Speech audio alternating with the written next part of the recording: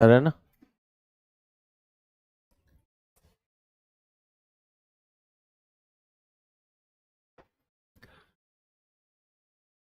इसमें general geography चलेगा, आप रहेंगे, ये रहेंगे, है ना। ये जनरल ज्योग्राफी रहेगा, उसी में जो आपको दिख रहा है जनरल ज्योग्राफी का फोल्डर खोल दीजिएगा बस, ठीक है। जब आप लगाते हैं वो खोल दिया करिए, बाकी मैं कर लूंगा।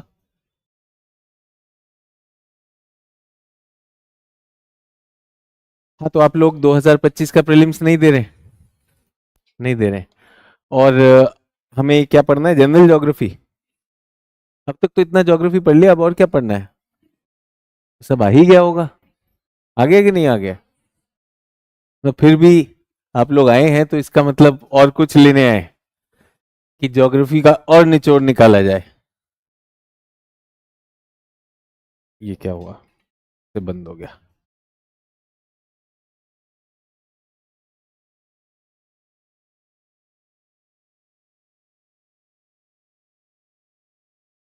ये बिना एग्रीमेंट नहीं चलेगा क्या?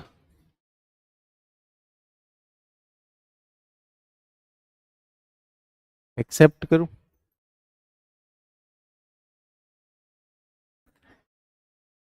तो शक्ति दुबे का रैंक 1 आया है, आप अपने नाम के आगे कब रैंक लगाने वाले हैं?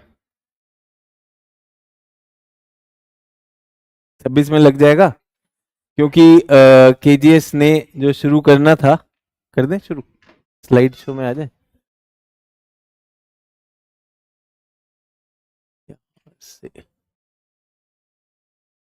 तो रैंक लाने के लिए आप लोगों के सामने हमने मास्टर स्ट्रोक शुरू किया।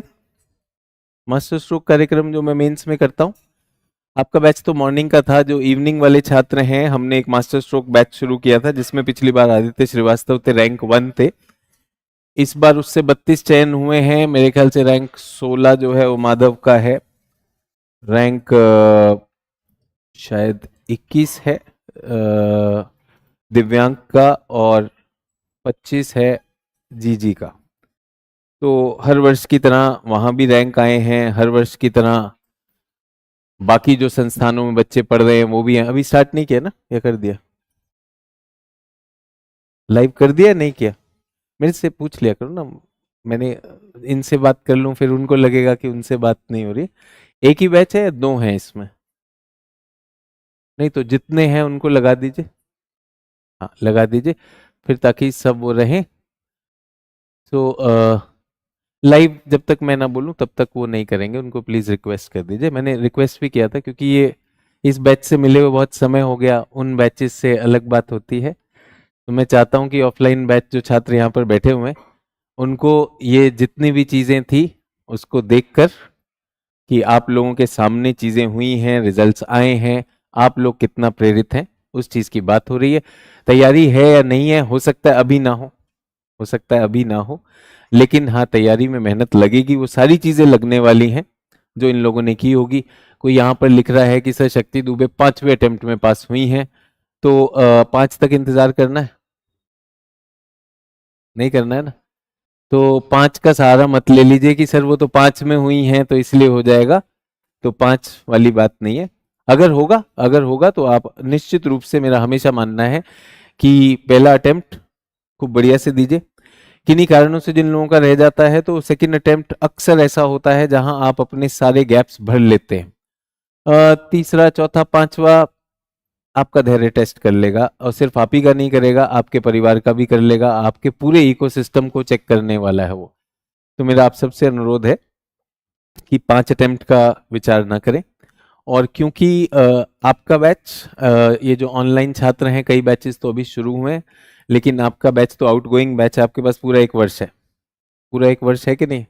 तो इस 1 वर्ष में कोई भी ऐसी चीज नहीं है जो आप अचीव नहीं कर सकते, जो आप अचीव नहीं कर सकते, तो इसको खूब बढ़िया से करिएगा, ठीक है। तो ये पहली बात हुई। क्या करने वाले हम करने वाले जनरल ज्योग्राफी। हमें क्या करना है? जनरल ज्योग्राफी, भौतिक भूगोल। सो भौतिक भूगोल क्या होता है उस पर हमने चर्चा की है, थोड़ा सा भूगोल की परिभाषा से शुरू करूंगा। और किताब कौन सी रहेगी हमारे पास? विश्व का भौतिक भूगोल नहीं, ये नहीं करेंगे हम। क्लास 11th की एनसीईआरटी, क्लास 11th की एनसीईआरटी, ये मैं वैसे तो मैं स्लाइड पे भी लाता हूं। कक्षा 11 की एनसीईआरटी सभी छात्र जो मुझे देख रहे हैं, ठीक है। ये ऑनलाइन के छात्र हैं सर, ऑनलाइन वालों के कमेंट देखेंगे सो हैप्पी। तो मेरे कमेंट देखने से आपको हैप्पी होने की जरूरत नहीं है, आपको भूगोल सीखने से हैप्पी ज्यादा होना चाहिए। तो पहला तो ये है। सर इससे पहले कोई टीचर कमेंट नहीं देखते थे। अच्छे नहीं करते होगे तुम लोग, काम की बात नहीं करते होगे, इसलिए शायद कुछ तो किया होगा, कुछ तो कर रहे होगे कि नहीं। तो ये हमारी एनसीईआरटी है। कितने पेज है पहले तो हम ऐसे ही पढ़ना शुरू करते हैं। वो पढ़ना ऐसे नहीं होता है कि विषय में रुचि होती है। कितने पेज हैं यार, तो पेज इसमें बता रहा है 150 पेज। 150 पेज का मतलब 15 पेज प्रतिदिन तो पढ़ ही लोगे। 15 पेज पढ़ सकते कि नहीं पढ़ सकते। 15 में एक तो डायग्राम भी होगा, वो भी बच जाएगा। तो 10 दिन में ये किताब हो जाएगी, हो जाएगी। मैं आपके साथ 1 महीना हूं, तो अगर मैं 1 महीना हूं तो ये किताब कितनी बार हो जाएगी? 3 बार। वो देखो यार सर, ये थोड़ा ज्यादा कह रहे हैं सर, 10 दिन में नहीं, मुझे 15 दिन लगते हैं। 3 बार कर दीजिए इस किताब को, मेरे साथ कर दीजिए, ठीक है। एक भी नंबर आपका कोई काट के दिखा दे तो बताइए। इतनी बढ़िया किताब है ये, और मैं आपके साथ हूं। तो जहां फंसते हैं वो मेरा, इसका निराकरण मैं करूंगा। जहां फंसेंगे उसका निराकरण मैं करूंगा। और कुछ लोग भूगोल वैकल्पिक विषय के भी हैं, भूगोल वैकल्पिक विषय 1-2 हैं, तो आप लोगों ने तो ये काफी रगड़े गए हैं आप इस सब में, ठीक है। और बहुत से लोग कह रहे हैं कि सर एक और भूगोल शुरू करिए, तो जो पहला वाला है उसको न्याय करेंगे। ऐसी कोई केजीएस शुरू से ही ऐसी कोई जल्दी में नहीं है कि बहुत सारे बच्चों का एडमिशन लिया जाए और फिर जो है बस कोर्स के नाम पे कुछ चला दिया जाए। एक को न्याय करेंगे फिर दूसरे को न्याय करेंगे। तो मेरा सबसे अनुरोध है, जो हिंदी भूगोल का इंतजार कर रहे हैं, प्रीलिम्स हो जाने दीजिए। आप वैसे भी 2025 की साइकिल के नहीं हैं, 25 की साइकिल को मैं कोर्स देना भी नहीं चाहता, 26 वालों को देना चाहता हूं, ताकि वो अपने उससे करें। वरना छात्र ऐसे आता है कि सर 2 महीने में खत्म करवा दोगे, वो हो नहीं पाता है, सबकी वो क्षमता नहीं होती, ठीक है। तो ये हो गया भौतिक भूगोल। मैं भी किताब दिखाने वाला हूं। और ये इस बार का कट ऑफ आया, जब से रिजल्ट आया, तो क्या कट ऑफ है? प्रीलिम्स का 88 नंबर, प्रीलिम्स का जनरल कैटेगरी में 88। और मुख्य परीक्षा कितने की होती है? कितने अंक की होती है मुख्य परीक्षा? 4 जीएस तो 1000 हो गए, ऑप्शनल 500, 1500 और ऐसे 250। 1750 का आधा बताइए, 1750 का आधा कितना होता है? 800। 875। कुछ लोग एकदम घबराए हैं, भाई ये क्या कह रहा है, सी सेट वाला तो कर दो। तो 875 मुख्य परीक्षा का कट ऑफ। 729 यानी 50% भी नहीं आया। अभी जब आप अपना पेपर चेक कराते हैं, सर मेरे 10 में से 3 ही आ रहे हैं, 4 ही आ रहे हैं, मैं क्या करूं सर, यहाँ तो नाले में पानी भी नहीं है ज्यादा कि मैं कूदूंगा तो मरूंगा नहीं, शायद कीचड़ में ही फंसूंगा, तो वो वाली दिक्कत है कि नहीं। मैं कह रहा हूं कि 5 अगर आ गया, 5 अगर आ गया तो उसमें काम बन जाएगा। और यहां तो आपके शिक्षक आपको उदाहरण ऐसे भी देंगे, ऐसे भी देंगे कि जो है आप 6 और 7 भी ला सकते हैं। अब यहाँ पे एक छात्र हैं मनोज कुमार ऑनलाइन, सर 1750 नहीं ला सकते क्या? अब इसलिए शिक्षकों ने चैट पढ़ना बंद कर दिया है कि नहीं। तो अब ये बताइए, जब यहां पर आपको इसी वर्ष का कट ऑफ दिया हुआ है, तो यानी परीक्षा का एक तरीका है। परीक्षा ऐसा नहीं है कि भाई सबको जो है पूर्णांक बांट रही हो। तो ये हम इसीलिए कहते हैं कि किसी और के पास होने से ऐसा जरूरी नहीं कि आप पास हो जाएंगे, लेकिन जो यात्रा उन्होंने चली है उसमें जो गलतियां की हैं, जो सीख मिली है, उसका लाभ लिया जाए। तो पहली चीज जब हम इसको देखते, सर मैं तो जो है 1750 ही लाऊंगा, ये सब हवाबाजी है। नेता वेता बनना है, राजा टाइप के लोग हो, तो आपने देखा राजा टाइप तो चुनाव हार गए, तो गड़बड़ हो जाएगी, है कि नहीं।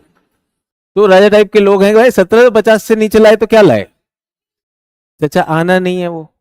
तो वो वाली चिलम छोड़िए, जो व्यवहारिक चिलम है उसको ले लीजिए। और ये कितने में आ जाएगा आपका? 50% से नीचे। यहां पर देख लीजिए प्रीलिम्स का कट ऑफ, प्रीलिम्स भी तो 200 का है।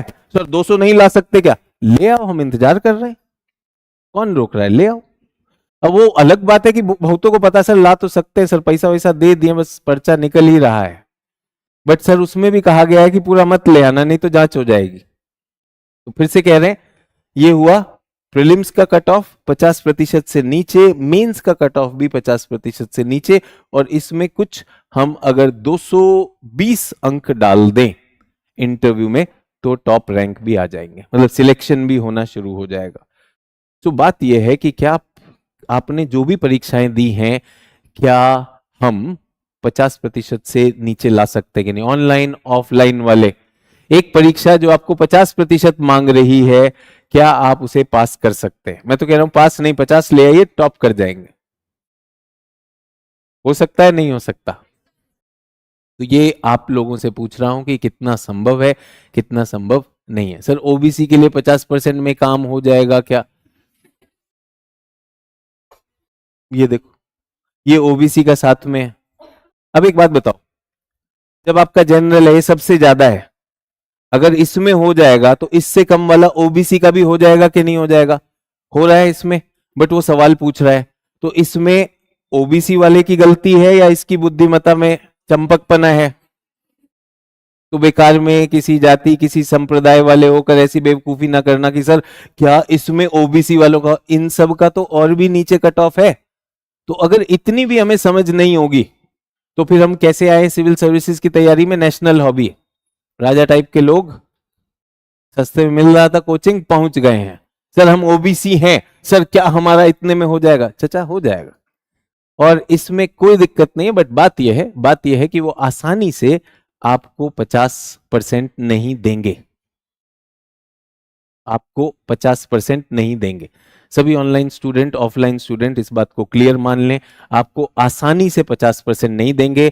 वो नंबर बांटने के लिए नहीं आए हैं, उनसे नंबर निकालना होगा।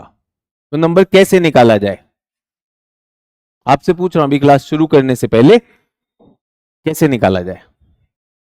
एग्जामिनर से नंबर निकालना है, ऑनलाइन छात्र ऑफलाइन छात्र कैसे निकालेंगे?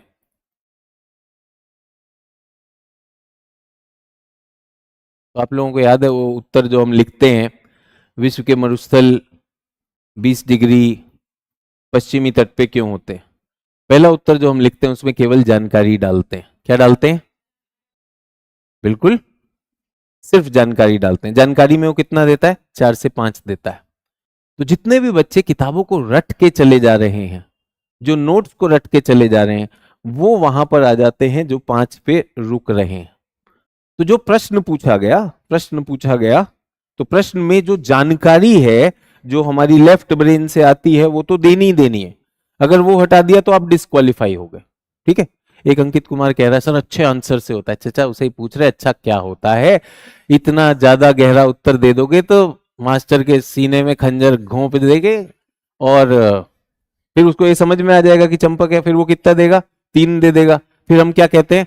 यूपीएससी मुझे समझ नहीं पा रहा है। आपको यूपीएससी समझना है तो पहली चीज, उत्तर में मात्रात्मक दृष्टि से, डायमेंशंस की दृष्टि से, पॉइंट्स की दृष्टि से, जो पुस्तक में जो नोट्स में वो तो जाना ही जाना है। क्या इसके लिए चीजों को याद करना होगा? याद करना होगा कि नहीं? तो आप लोगों के पास, जो भी छात्र मुझे सुन रहे हैं, कम से कम 1 साल है आप लोगों के पास, चीजों को याद करने में पीछे नहीं होना है। चीजों को याद करने में पीछे नहीं होना है। पर अगर चीजों को याद कर लिया, मेमोराइज कर लिया, तो घमंड नहीं करना है कि इससे मैं पास ही हो जाऊंगा या हो जाऊंगी, क्योंकि वो सिर्फ आधा आंसर है। अब उस आंसर से नंबर खींचने, क्योंकि आप सभी लोग तो वही किताब देखे होंगे, आप लोग तो सभी वो किताब देखे होंगे, सभी लोग वही पॉइंट्स लिखेंगे, लिखेंगे कि नहीं लिखेंगे? तो दूसरी चीज, हमेशा एक ही प्रश्न थोड़ी आ जाएगा। क्या प्रश्न ऐसा आया मरुस्थल और उसके आगे लिखेंगे? उसमें अगर ये पूछा कि मरुस्थलों की दशाओं या कारकों की पे चर्चा करिए, तो वो जो बिंदु आपने लिखे हैं उन पे चर्चा करने, या फिर मरुस्थल और मरुस्थलीकरण का रोकथाम, तो ये प्रश्न अलग हो गया कि नहीं हो गया? तो छात्र जो है डर के मारे क्या करते हैं? जो रटा हुआ है, जो भी रेडीमेड है, उसे लिख देते हैं, उसे लिख देते हैं। यहां पर आपकी ही जानकारी आपके ही खिलाफ चली जाती है कि कितना बुद्धू छात्र है कि प्रश्न क्या पूछ रहा हूं लिख क्या रहा है। 3 आंसर उसने ऐसे पढ़ लिए, 3 आंसर अगर उसने ऐसे पढ़ लिए तो वो आपके बारे में एक व्यू पॉइंट बना लेगा, एक दृष्टिकोण बना लेगा। अगर उन्हीं 3 में आपने उन्हें प्रभावित कर दिया तो अब वो हर जगह आपको जितने आपके जायज अंक हैं उनसे थोड़ा सा ज्यादा देगा, और अगर आपने उन्हें दुखी कर दिया है तो जितने अंक हैं उनसे थोड़ा सा कम कर देगा।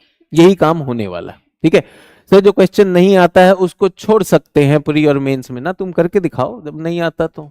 ऐसे सवाल पूछ रहे हैं सर, जो नहीं आता उसको छोड़ सकते हैं क्या? कोई ऐसा है कि अगर छोड़ा तो बाहर निकलते ही AK-47 लेके खड़े, इसने छोड़ा इसे उड़ाओ इसे उड़ाओ इसे उड़ाओ? ऐसी मूर्खता की बात क्यों कर रहे हो भाई? इसलिए शिक्षक चैट नहीं पढ़ते? आप बताओ, आप सबने स्कूल और कॉलेज किया कि नहीं किया? जो नहीं आता था छोड़ा कि नहीं? बाइज्जत छोड़ा? कह रहा है छोड़ सकता हूं। इतना बड़ा सवाल पूछ लेते हैं कि मतलब उसके लिए डोनाल्ड ट्रंप चाहिए कि जवाब ढूंढ के लाए इनके लिए। इतना खतरनाक ना पूछो यार, और उसके बाद कहो अरे ये शिक्षक अच्छे हैं, कम से कम चैट पढ़ते हैं।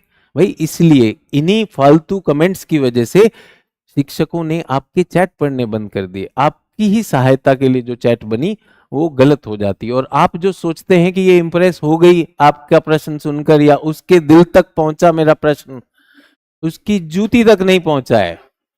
और अब तो जूती लायक भी नहीं रहा क्योंकि मैंने उसे पढ़ दिया।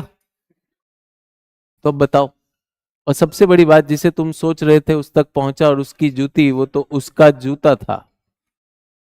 और भी दिक्कत। तो इसलिए इंप्रेस करने के लिए मत करो, इंप्रेस करने के लिए मत करो। यूपीएससी ये जानकारी दे देती है, general, EWS, OBC, SC, ST, physically disabled सब श्रेणियों का कट ऑफ आपके सामने है। मेरा आप लोगों से अनुरोध है 50% का लक्ष्य रखिए, पहली बात। और दूसरी बात क्या, इसमें वो आसानी से देगा नहीं, नंबर निकालने हैं तो लेफ्ट ब्रेन क्या देगी आपको, जानकारी देगी। राइट ब्रेन क्या देगी, वो समझ देगी, वो संदर्भ देगी कि इससे मैं आंसर कैसे निकालूं, आंसर से अंक कैसे निकालूं। जैसे कि मैं आपको एक उदाहरण देना चाहता हूं ऑनलाइन वालों के लिए। ये जितने भी फालतू क्वेश्चन आते हैं इनमें राइट ब्रेन ने काम किया ही नहीं होता है। लेफ्ट में जो पहला दिमाग में आता है वो लिख देता है। तो अगर आप अपने को थोड़ा सा और नियंत्रित करना चाहते हैं, अपने प्रश्न को लिखने से पहले सोचिए कि ये प्रश्न सब पढ़ेंगे, क्या ये वाकई में मर्यादित प्रश्न है, क्या ये वाकई में प्रश्न ऐसा है जो जायज है। लेकिन सर मैं तो कुछ भी पूछना चाहता हूं। कुछ भी नहीं, ये एक औपचारिक क्लास है, इसमें कुछ भी नहीं पूछ सकते। कुछ भी तो आप आज तक पिताजी से नहीं पूछ पाए। कह रहा है सब कुछ पूछ लिया, सब कुछ तो आपने किसी से नहीं पूछा है। तो यहां पर अचानक प्रजातांत्रिक होके ना दिखाइए कि भैया ये वो काम की बात है, विषय से जुड़ा हुआ करेंगे। तो सर आपका मास्टर स्ट्रोक प्रोग्राम ऑनलाइन नहीं चलता क्या? तो मास्टर स्ट्रोक एक प्रोग्राम है, हर साल बहुत सारे रिजल्ट आते हैं। वो मास्टर स्ट्रोक प्रोग्राम मैं तभी चलाता हूं जब मुझे उसके लिए उपयुक्त छात्र मिलते हैं। वो सभी के लिए ओपन भी नहीं होता, तो अगर वो उपयुक्त होगा तो वो होगा, अन्यथा मास्टर स्ट्रोक प्रोग्राम ही नहीं चलता है। तो उसकी आप चिंता ना करें। आप लोगों से रिक्वेस्ट है कि अब जो भी चैट आएगा वो विषय पर होना चाहिए, और आप लोग भी खूब मजे से अब विषय को शुरू करते हैं। यहां तक क्लियर? बहुत समय बाद मिला आपसे तो मैंने कहा इस पर बात की जाए। विश्व के बारे में थोड़ा थोड़ा थोड़ा थोड़ा पढ़ चुके हैं सर। कौन कौन सा एनसीईआरटी बुक पढ़ेंगे पहले थोड़ा सा बता दीजिए। फिर से आपसे रिक्वेस्ट है, चैट तब तक ना करें जब तक जरूरत ना हो, मुझे क्लास खत्म करने दीजिए। क्लास में जो भी आपके प्रश्न है वो हो जाएंगे, अंत में फिर आपसे एक बार मौका दूंगा प्रश्न पूछने का। ठीक है? तो विश्व के भौतिक भूगोल की मुख्य विशेषताएं, और कहीं पर भी भौतिक बात नहीं आती तो हम क्या करने वाले हैं, भौतिक भूगोल को शुरू कर रहे हैं। क्या शुरू कर रहे हैं? भौतिक भूगोल। और भौतिक भूगोल होता क्या है? भौतिक भूगोल क्या होता है, लिख लें इसे, थोड़ा थोड़ा लिखते चले।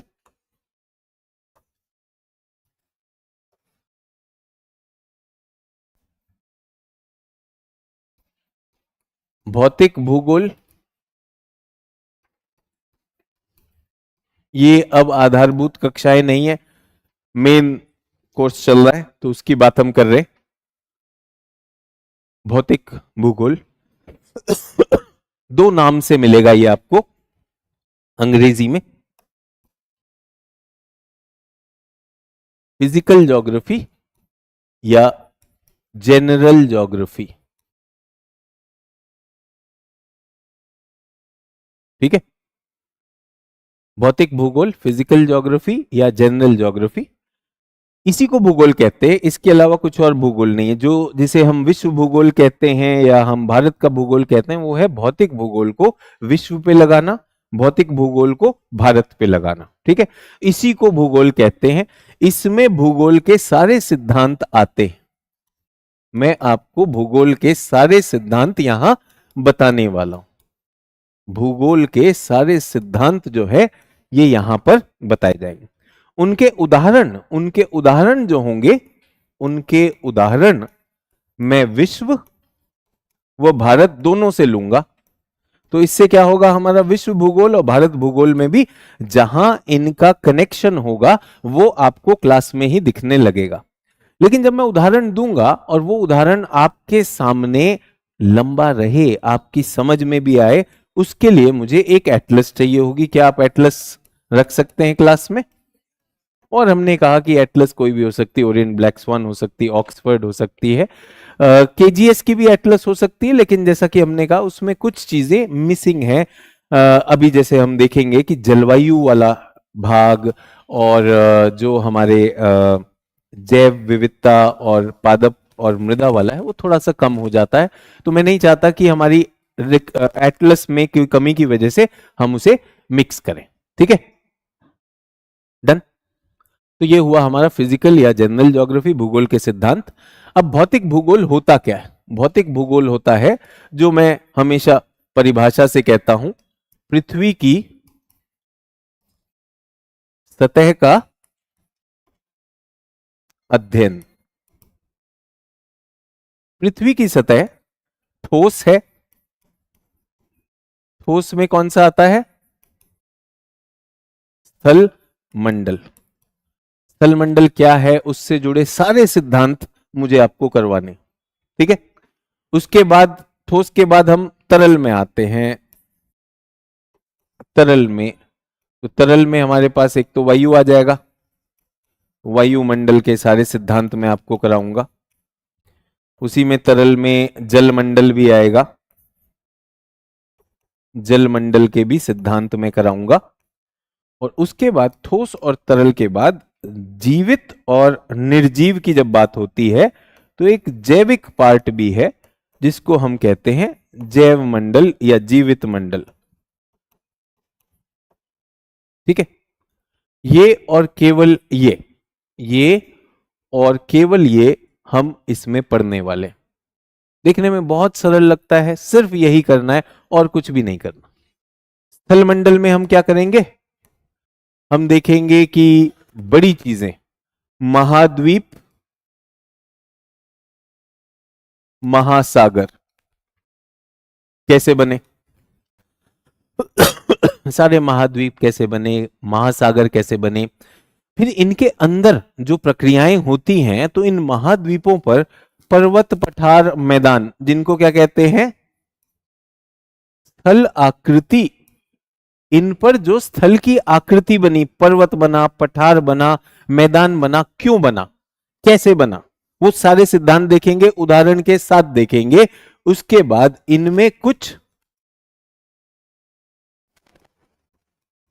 विशिष्ट प्रक्रियाएं जो होती हैं, जैसे ज्वालामुखी, जैसे भूकंप, जैसे पर्वत निर्माण, ये सारी चीजें हम इनको अलग से पढ़ेंगे।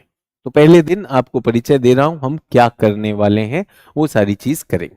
ठीक है, वायुमंडल कैसे बना, इसकी उत्पत्ति को समझेंगे, इसकी संरचना को समझेंगे।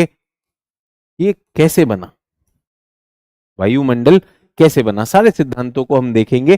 कैसे बना, कैसे उत्पत्ति हुई, क्या संरचना है। जितने भी लोग चैट करेंगे, अगर विषय पे करेंगे वायुमंडल की, तो मैं सारी बातें जवाब दूंगा। इधर उधर की करेंगे तो फिर हमारा समय व्यर्थ हो जाएगा। तो आप सब आमंत्रित है, इन पे जो लिख रहा हूं खूब पूछिए, जो मर्जी पूछिए, ऑफलाइन वाले, ऑनलाइन वाले। आपको इससे बेहतर क्लैरिफिकेशन का मौका नहीं मिलेगा। आपस में एक दूसरे को क्लैरिफिकेशन देंगे तो बहुत सारा वो हो सकता है। तो मैं हूं, मैं सबका जवाब दूंगा। और आपने देखा है मेरी शिक्षण शैली पहले भी देखी है, आपके प्रश्नों का जवाब दूंगा। लेकिन रिक्वेस्ट ये है कि विषय वाले प्रश्न होंगे, बेकार प्रश्नों के फिर चंपक सवाल के मेरे पास नंदन ही जवाब होते हैं, उनका मैं कुछ खास चेंज नहीं कर पाऊंगा। उत्पत्ति हो गई, संरचना हो गई। तो ये वायुमंडल तो बदलता रहता है, बदलता रहता है कि नहीं। सबसे ज्यादा अगर कोई चीज गतिशील है तो वो क्या है, वायुमंडल। तो ये गतिशील क्यों है, तो इसकी गतिशीलता को हम पढ़ेंगे, पढ़ेंगे कैसे हुआ, क्या हो रहा है। और वायुमंडल में बहुत सारे बदलाव हो रहे हैं। समसामयिक मुद्दों में इसको क्या कहते हैं, वैश्विक तापन हो रहा है और जलवायु परिवर्तन हो रहा है। तो जलवायु का हम वर्गीकरण भी करेंगे और उसके परिवर्तन को समझने की कोशिश भी करेंगे। जलमंडल में क्या है, ये जो हमारे सागर हैं, सागर महासागर जितने भी जलीय क्षेत्र है हमारा,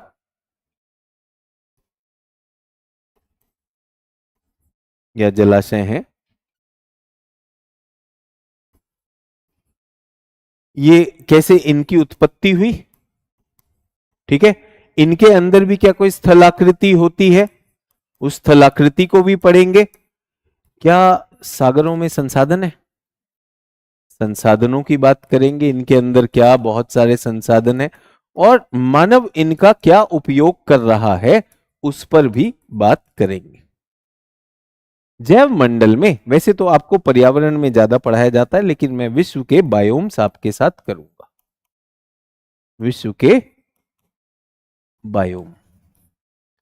जो भी छात्र पहली क्लास मिस करते हैं वो मिस कर जाते हैं कि हमारा उद्देश्य क्या है। तो क्लास का उद्देश्य मैंने आपको बता दिया, हम भौतिक भूगोल करने वाले हैं, मैं आपको सभी सिद्धांत देने वाला हूं, हम इन पर बात करेंगे।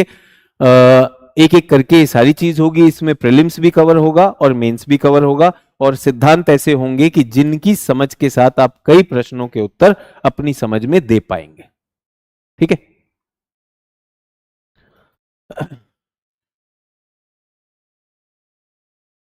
दीपिका कह रही है पहले मेंस का पढ़ रहे हैं या प्रीलिम्स का पढ़ रहे हैं। तो सभी छात्रों को बताना चाहता हूं जो खासकर बिगनर हैं, जो ऐसी ऐसी बातें कर रहे हैं, पहले मेंस का पढ़ रहे हैं या प्रीलिम्स का पढ़ रहे हैं। कुछ विषय जैसे एथिक्स है, एथिक्स वो प्रीलिम्स में नहीं आता, वो प्रीलिम्स में नहीं आता। उसके बाद विश्व इतिहास वो प्रीलिम्स में नहीं आता। आजादी के बाद का भारतीय इतिहास, पोस्ट इंडिपेंडेंस, वो प्रीलिम्स में नहीं आता। आंतरिक सुरक्षा वो प्रीलिम्स में नहीं आता। अगर आपको शिक्षक वो पढ़ा रहे हैं तो वो केवल मेंस पढ़ा रहे हैं, लेकिन अगर आपके शिक्षक आपको राज्य व्यवस्था पढ़ा रहे हैं, अर्थव्यवस्था पढ़ा रहे हैं, भूगोल पढ़ा रहे हैं, सामान्य इतिहास पढ़ा रहे हैं, तो उसकी उपयोगिता दोनों प्रीलिम्स और मेंस में है। ये मूर्खता बंद कर दो स्कूल में कि कॉपी बनानी है, प्रीलिम्स की कॉपी फिर मेंस की कॉपी, 5 रंगों की कॉपी, पचरंगा बर्फी तैयार हो जाएगी और दहेज में ले जाओगे, उस कॉपी का कोई फायदा नहीं होगा। ठीक है, तो ये डन है। तो ये हुआ आपका जो हमारा वादा है। हम इसको क्लासेस कितनी लगेंगी, मेरे ख्याल से 20-25 क्लास में इसको हम खत्म कर देंगे, डिपेंडिंग ऑन द क्लास। सो ये हो जाएगा। ठीक है, अब एक लिख रहे हैं एस्ट्रोनॉमी कब होगा सर। सॉरी सर, इसलिए कह रहा हूं वो मुझ पे छोड़ दे, वो मुझ पे छोड़ सकते कि नहीं छोड़ सकते। अभी जहां पर हम हैं उस पे हम शुरू करें। तो हमें क्या करना है, स्थलमंडल, वायुमंडल, जलमंडल, जैवमंडल। एस्ट्रोनॉमी, एस्ट्रोनॉमी क्या होता है, ब्रह्मांड के बारे में। तो ब्रह्मांड के बारे में मैं क्यों बताऊं, पहला सवाल ये, ब्रह्मांड के बारे में मैं क्यों बताऊं। ब्रह्मांड मेरा एरिया नहीं है, एस्ट्रोनॉमी मेरा एरिया नहीं है। एस्ट्रोनॉमी किसका एरिया है, विज्ञान का एरिया, विज्ञान का एरिया। लेकिन क्योंकि मैं पृथ्वी ग्रह को पढ़ा रहा हूं, तो पृथ्वी ग्रह की एक औसत समझ की उत्पत्ति कैसे हुई, इसलिए मुझे थोड़ा सा आपको ब्रह्मांड पढ़ाना चाहिए। समझ में आया? पृथ्वी के अंदर क्या है, उसकी आंतरिक संरचना क्या है, तो उसका एक वैज्ञानिक होता है, उसे कहते हैं भूगर्भ शास्त्री। मैं क्यों पढ़ाऊं, मैं नहीं पढ़ाता हूं। लेकिन पृथ्वी के गर्भ में जो हो रहा है वो पृथ्वी की सतह पर उथल पुथल मचा देता है, इसलिए मुझे थोड़ा सा भूगर्भ शास्त्र जानना चाहिए। तो पहली बात तो यह समझिए कि भूगोल में भूगर्भ शास्त्र और ये एस्ट्रोनॉमी की आवश्यकता क्या है। इसकी केवल ये आवश्यकता है, क्योंकि आप पृथ्वी की बात कर रहे हैं, तो पृथ्वी ग्रह कैसे बना, क्या अन्य ग्रहों से इसकी तुलना की जा सकती है, ब्रह्मांड के कुछ नियम हैं जो उसमें आ जाते हैं। ये एक छोटा सा टॉपिक होता है, लेकिन क्या हो जाता है, बहुत से छात्र क्या सोचते हैं, अच्छा अगर ब्रह्मांड नहीं आया तो मुझे जो है वायुमंडल कैसे आएगा, है कि नहीं? तो ये गलत बात है। आप सोचिए, आप स्कूल नहीं गए थे लेकिन फिर भी अपनी मातृभाषा बोल सकते थे कि नहीं बोल सकते थे? बिना स्कूल गए हुए स्कूल जब पहुंचे अपनी मातृभाषा बोलते हुए पहुंचे थे कि नहीं पहुंचे थे? बल्कि लतियाते रुलाते हुए पहुंचे, हमको नहीं जाना है, मास्टर जी अच्छे नहीं लगे, मास्टर नहीं अच्छे नहीं लगे, मम्मी पापा ही अच्छे लग रहे, सब तो ये करते हो कि नहीं करते हो? लेकिन सर एस्ट्रोनॉमी कब कराएंगे सर, वो दिल जो है धड़क रहा है। रोको रोको, दिल को धड़कने दो। मैं चाहता हूं कि हमारी क्लास ऐसी रहे जिसमें सिर्फ मैं ही एक्टिव ना रहूं, मेरे छात्र भी सुपर एक्टिव होने चाहिए। तो आज जो मैं शुरू करने वाला हूं, मैं इन चारों में से कुछ भी शुरू कर सकता हूं, ऐसा कोई क्रम नहीं, ऐसा कोई क्रम नहीं है कि हम एक से शुरू करें। हाँ ये जरूर है, आप लोगों को मैं बेसिक भूगोल पढ़ा चुका हूं, ऑनलाइन वालों को भी बेसिक भूगोल हम पढ़ा चुके हैं। तो बेसिक हो जाने के बाद मुझे लगता है कि ऐसा ऐसा टॉपिक हम शुरू करें जो हमारे लिए नया भी हो और रुचि भी पैदा करे, तो अच्छा रहेगा कि नहीं? ठीक है, अगर मैं आपको बोलने लगूं, देखो ब्रह्मांड था, ये एक महाविस्फोट सिद्धांत हुआ 13.8 अरब साल पहले, उसको बिग बैंग कहते हैं, फिर ये फटा, फिर ये लिखा, और आप लिख रहे हो, फिर तारा होता है, फिर तारा बड़ा होता है, फिर इसको लाल दानव कहते हैं। सर लाल दानव, फिर आप आंख बंद करते हो, आपको दानवी लाल दिखाई देता है, फिर ये लाल दानव फटेगा, सर फटेगा, फिर इसका सुपरनोवा होगा। सर लेकिन सुपरनोवा क्यों हुआ, कैसे हुआ? फिर बताऊंगा कि सुपरनोवा क्योंकि उसका ईंधन खत्म हो गया इसलिए फट गया। सर लेकिन मुझे मजा नहीं आ रहा है। तो अभी वो वाला काम करेंगे जिसमें आपको मजा और समझ दोनों आएगा। जब छात्रों को ये क्लियर हो जाएगा, जब छात्रों को ये हो जाएगा तो वह अब तान्या पंडित कह रही है बेसिक कंप्लीट नहीं हुआ है। तान्या पंडित जी, मैं निर्धारित करूंगा ना, बेसिक बेसिक बेसिक। अब यहां पर बहुत सारे छात्र, इसलिए भी ये हो जाता है। तो हमारे पास बच्चों हम क्या पढ़ाने वाले हैं वो भी बता दें आपको।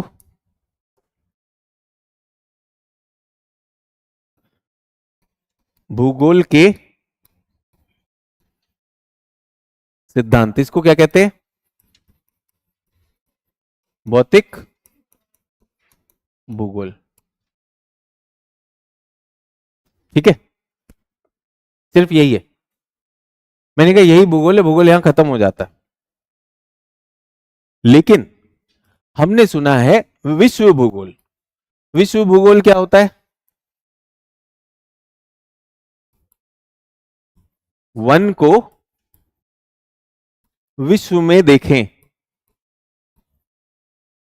किसको देखें? वन को। इन सिद्धांतों को किस पे लागू करेंगे?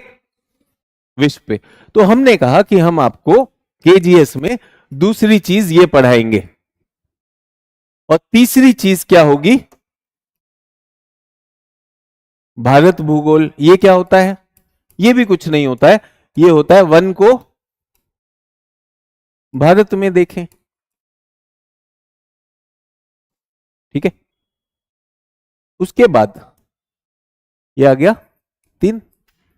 हमने सोचा कि कुछ छात्र नए हैं, उनके पास एटलस भी नहीं होगी, एनसीईआरटी भी नहीं देखी होगी, तो उनको हमने क्या कह दिया, आइए कुछ आधारभूत कक्षा करते हैं। आधारभूत कक्षा का मतलब एटलस क्या होती है, मानचित्र कैसे देखते हैं, कुछ परिभाषाएं लिखवा दी, अक्षांश क्या होता है, देशांतर क्या होता है। क्या ये यहां भी पढ़ाया जाएगा? पढ़ाया जाएगा कि नहीं? तो अब ये छात्र क्या है, अभी तो हमारा आधारभूत ही नहीं खत्म हुआ है, तो ये भूत तो कभी मरेगा ही नहीं। तो क्या चाहती हैं पांडे जी, आप क्या करना चाहती हैं? और हमने बेसिक काम किया है उस पे, अब हम क्या करने वाले हैं? अब हम भूगोल के सिद्धांत पे आ रहे हैं। इस बैच में क्या हो चुका है? ये हो चुका है, तो आप सिद्धांत पीछे देख रहे हैं। लेकिन जब मैंने ये भारत कराया तो साथ में सिद्धांत भी बताया, वहां मेरा काम बढ़ गया था लेकिन मैंने वो कराया।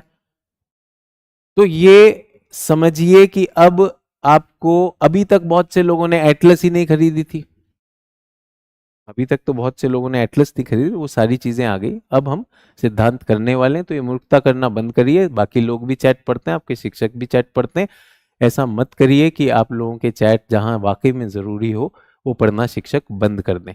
आपको पहला दिन है तो आपको स्कीम बता दी है। ये आधारभूत कक्षाओं का मतलब ही ये होता है कि आप भूगोल से थोड़े से सहज हो जाएं। क्या हमने उसमें उत्तर लेखन की भी एक क्लास की आधारभूत में?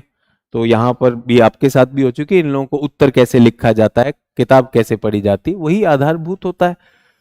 अब क्योंकि उसी चीज को पूरे उसमें डिटेल में पढ़ाया जाएगा, तो अब हम सोचते हैं कि छात्र अपने पैरों पर खड़े हो जाएंगे।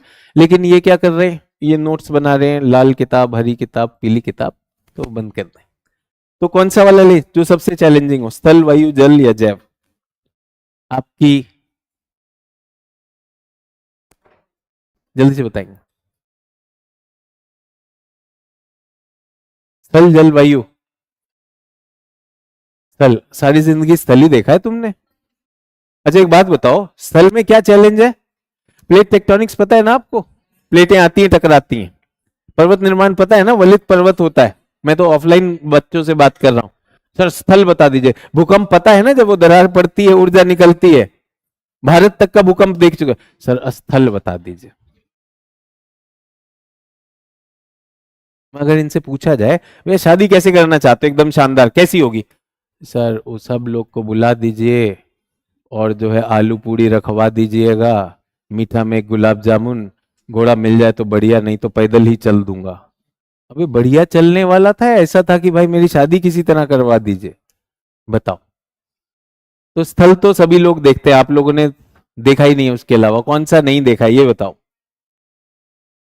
सर जल नहीं देखा है तो समुद्र में गए नहीं है आप लोग। वायु, वायु दिखता नहीं है ना? वो सलमान खान की तरह है, वो दिल में आता है ना, महसूस होता है। ठीक है, तो ये हो गया वायु। सर जो आपको सबसे चैलेंजिंग लगता है, वाह, पढ़ा आपके लिए रहे हैं। और जो आपको सबसे चैलेंजिंग, आप यूं समझिए कि इतने आलसी हो गए हम, इतने आलसी हो चुके हम कि बात हम कर रहे हैं रैंक 1 शक्ति दुबे बनने का, और हमारी शक्ति का परिचय हम ये दे रहे हैं, जो आपको पसंद है मालिक जो आप करवा दो। वो देखो अनीश अपने हिसाब से करवाइए सर। अरे कभी तो अपना हिसाब बना लो, ये मैं आपको क्लियर बता रहा हूं। जो लोग इस परीक्षा को अपने हिसाब से तैयारी करने की क्षमता रखते हैं वो पास कर जाएंगे। औरों के हिसाब से तो मतलब इधर फेंक दिए जाओगे, उधर फेंक दिए जाओगे। सोचना शुरू करिए। बहुत से लोग प्ले सेफ, मुझे लगता है प्ले सेफ वाला है स्थल मंडल। ये हर किताब शुरू भी इससे होती है। बल्कि मैं आपको ये भी बता दूं, जो लोग एनसीईआरटी खुद से पढ़ना शुरू करते हैं वो बेचारे स्थल ही खत्म कर पाते हैं जब तक उनका इंटरेस्ट खत्म हो जाता है। हर बार पढ़ा है तो स्थल ही पढ़ा है, और फिर भी क्या चाहिए सर, स्थल ही दे दो। ठीक है, होने को तो जैव मंडल बहुत बढ़िया हो सकता है, लेकिन जैव मंडल के लिए थोड़ा सा लेवल ऑफ क्लाइमेट चाहिए।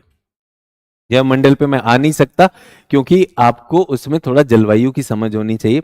जल और जलवायु दोनों हो सकते हैं, जल और जलवायु दोनों हो सकते हैं। तो इन दोनों में से एक मैं चुन लेता हूं। वायु चलेगा? चलिए तो वायु, वायुमंडल। हम किससे शुरू कर रहे हैं? वायुमंडल। इनमें से कोई सा भी एक कर सकता था, मैं किससे शुरू कर रहा हूं? वायुमंडल। अब जब आप एनसीईआरटी खोलेंगे तो क्या पहला चैप्टर वायुमंडल मिलेगा? पहला चैप्टर जब एनसीईआरटी खोलेंगे तो वायुमंडल मिलेगा? नहीं मिलेगा। वहां क्या मिलेगा? स्थल मंडल और अंतरिक्ष मिलेगा। फिर आप क्या कहेंगे, अरे ये मास्टर तो कुछ नहीं जान रहा है, पहले तो उससे होता है, देखो गलत पढ़ा रहा है। अरे चुन रहा हूं, थोड़ा चुनौती दे रहा हूं, ऐसे सोते सोते छात्रों की जगह थोड़ी चुनौती दे रहा हूं कि हम वो बाद में करेंगे। ठीक है, स्थल बहुत बहुत ही स्टैंडर्ड है, स्थल बहुत ही स्टैंडर्ड है। थोड़ा वायु करते, और स्थलीय प्रक्रियाओं पर जो बाह्य पर जो प्रभाव होते हैं वो जलवायु के होते हैं, इसलिए हम वो करने जा रहे हैं। चलेगा? तो जलवायु क्या होता है इसे देख लें। हाँ, जो किताब के लिए रो रहे हैं, ये वाली किताब रहेगी, कक्षा 11वीं की किताब। कक्षा 11वीं, इसमें 150 पेज है। 150 पेज में 15 पेज डेली के हिसाब से 10 दिन में ये किताब खत्म हो जानी चाहिए, ठीक है। अगर नहीं हुई तो नाक या कान, कौन सा वाला कटवाओगे? भाई गिन लो, मतलब 3 राउंड मैंने कहा है, एक नाक जा सकती है, 10 दिन में नहीं हुआ, फिर 20 दिन में दूसरा राउंड नहीं हुआ तो एक कान शहीद हो जाएगा। तो ये आपकी मर्जी है, जो कर लेना। और जिसको भी किसी की नाक कटी दिखे समझ लेना कि ये लक्ष्य मिस हो गया था। पक्का करेंगे कि नहीं करेंगे? लग नहीं रहा है सर, अब इतना सारा कर देंगे सर, बहुत सारे मास्टर्स को हमने वादा किया, अब तो वादा तोड़ के इतनी आदत हो गई है कि अब तो वादे का ही महत्व नहीं रह गया। कोई बात नहीं, सारे पाप छोड़ दें, एक बार फिर से हम लेवल उठा सकते हैं, ठीक है। अमृत वो पढ़ाइए जिससे क्वालिफाई कर जाए, चचा चारों से होगा। वो पढ़ाइए जिससे चारों पढ़ाएंगे, चारों क्वालिफाई तुम ही करोगे बेटा, मैं नहीं करूंगा, ये मैं बता रहा हूं। इतना टशन तुमने कमेंट दिया है, नाम तुम्हारा पढ़ के पब्लिक चंपक लिखेगी बेटा। ब्रेनस्टॉर्मिंग भी सिखा चुका हूं इन लोगों को, ये चुन चुन के कमेंट लिखेंगे अगर ब्रेनस्टॉर्म कर दिया इन्होंने तो। ब्रेनस्टॉर्मिंग आंसर लिखने के लिए जरूरी, वो पढ़ाए, पेश किया जाए मास्टर जी। ये पेशकश वाले जितने बैठे हुए हैं, पेशकश से आगे बढ़िए। आप लोगों के लिए क्या करा रहा हूं, ये जो आप सोच सकते हैं, ठीक है। तो जलवायु शुरू करें। तो जलवायु से पहले क्या आएगा? वायुमंडल। क्या आ गया? वायु मंडल। क्या है परिभाषा? पेशकश वाले कमेंट मत करिएगा, नहीं तो चैट वाले आपको पूरी आजादी है, दिखाइए कितना कितना आप आंसर राइटिंग कर सकते हैं इनके लिए। वैसे भी आप खाली बैठे हो तो बिल्कुल कर लीजिएगा। हाँ जी, तो क्या है जलवायु? ये वायुमंडल क्या है?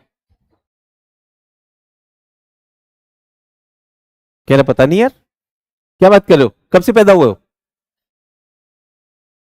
हो गया ना? सांस ले रहे हो ना, वही जो जा रहा है अंदर वही है वायुमंडल। बताओ यार, कह रहा सर वायुमंडल, ये तो कभी देखे नहीं। जल्दी बताइए, वायुमंडल पृथ्वी के चारों ओर पाया जाने वाला गैसीय आवरण। इसके लिए न्यूक्लियर फिजिक्स नासा जाना है? सर लिखवा देते तो सर इससे हम पास हो जाते। पृथ्वी के चारों ओर पाया जाने वाला गैसीय आवरण, लिख लो नहीं तो बात हो जाएगा। टोपी पे स्वैग लिखाने से स्वैग नहीं आता बेटा, स्वैग आता है उत्तर देने से। ये देखो, टोपी तो घोषणा है कि स्वैग है, लेकिन यहां गड़बड़ हो जाएगी अगर मैं सवाल पूछूंगा। पृथ्वी के चारों ओर पाया जाने वाला गैसीय आवरण, पृथ्वी के चारों ओर पाया जाने वाला गैसीय आवरण क्या कहलाता है? वायुमंडल, ठीक है। बहुत ही सिंपल, इसके अलावा कुछ नहीं करना है, यही है, इसके अलावा कोई वो नहीं है। ये क्या है? ये दिखाई देता है, अदृश्य है, अदृश्य है, ठीक है, ट्रांसपेरेंट है, लेकिन कभी कभी दिख जाता है। जब धूल और आंधी आती दिखता है कि नहीं दिखता है? प्रदूषण के दिन दिखाई देता है। जब चारों तरफ धुंध कोहरा होता है दिखाई देता है कि नहीं दिखाई देता है? तो भी दिखाई देता है। वैसे चारित्रिक रूप से क्या है? अदृश्य, ट्रांसपेरेंट है, ठीक है। गंधहीन है, इसमें कोई स्मेल नहीं होती सर, लेकिन नाले के पास आती, वो उसमें मसाला जोड़ दिया गया है। प्राकृतिक रूप से क्या है? गंधहीन है, इसमें कोई स्मेल भी नहीं होती है। और ये क्या है? ये परतदार होता है। क्या होता है? परतदार। ऐसे देखो मत, लिख लो, पूछेगा, कथन में आ जाएगा, कथन में आ जाएगा। लिखते रहो लिखते रहो। ट्रांसपेरेंट है, अगर आपको अंग्रेजी भी लिखना है साथ में, ट्रांसपेरेंट है, ओडरलेस है, कलरलेस है, रंगहीन है, कोई कलर नहीं है इसमें, ठीक है। तो ये क्या है? गैसीय आवरण है, और ये बहुत ज्यादा इंपॉर्टेंट है, ठीक है। ये गैसीय आवरण क्या हर ग्रह पर होता है?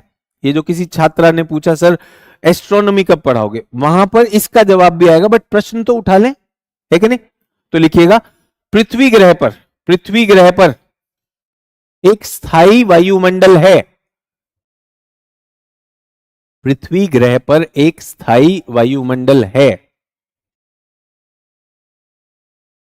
जो सभी ग्रहों पर नहीं होता, सभी ग्रहों पर नहीं होता। तो प्रश्न ऐसा आ जाता है कि भाई पृथ्वी पर वायुमंडल है, बाकी बाकी पर क्यों नहीं है? तो इसके 2 कारण, ठीक है, लिखेंगे। पृथ्वी पर वायुमंडल होने के 2 कारण हैं। पहला,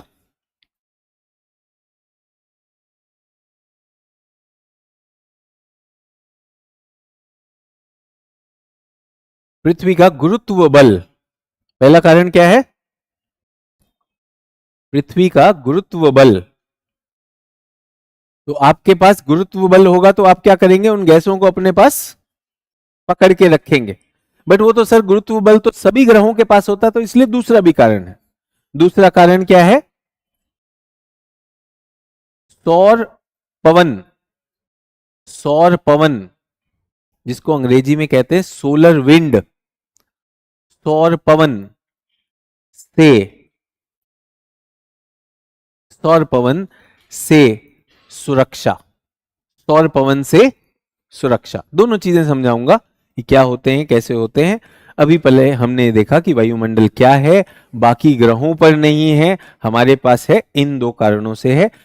अब हम इसको क्या मैंने समझाया उसको मैं बताने वाला हूं, आगे लिखेंगे। पृथ्वी के वायुमंडल, पृथ्वी के वायुमंडल की उत्पत्ति, पृथ्वी के वायुमंडल की उत्पत्ति 3 चरणों में हुई। पृथ्वी के वायुमंडल की उत्पत्ति 3 चरणों में हुई।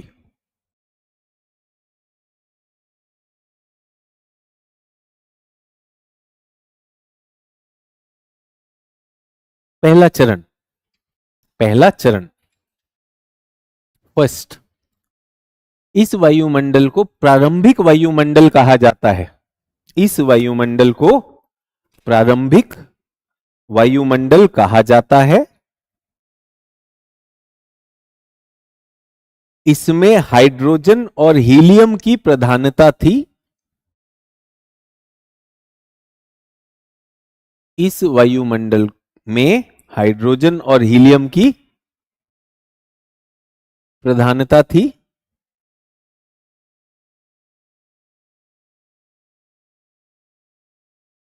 यह वायुमंडल, यह वायुमंडल नष्ट हो चुका है। ठीक है, यह वायुमंडल नष्ट हो चुका है, ये जा चुका है, लुप्त हो गया है।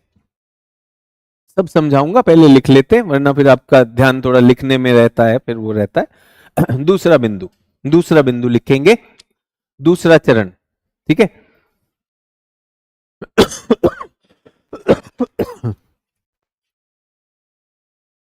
प्रारंभिक वायुमंडल के नष्ट होने के उपरांत, प्रारंभिक वायुमंडल के नष्ट होने के उपरांत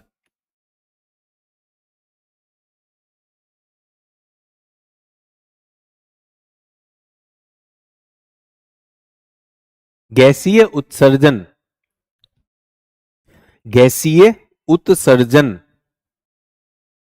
अंग्रेजी में एक शब्द लिखेंगे डी गैसिंग। क्या शब्द लिखेंगे? डी गैसिंग, गैसीय उत्सर्जन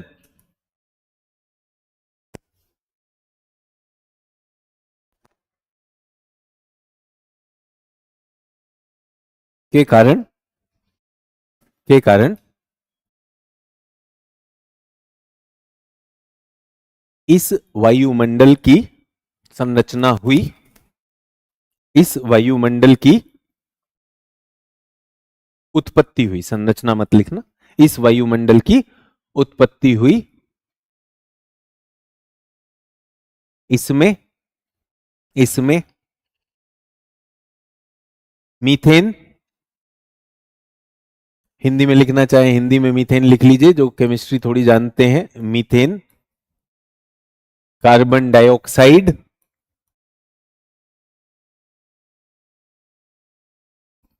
ammonia,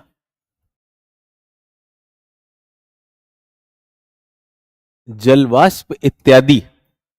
methane, carbon dioxide, ammonia, जलवाष्प व इत्यादि, इत्यादि गैसों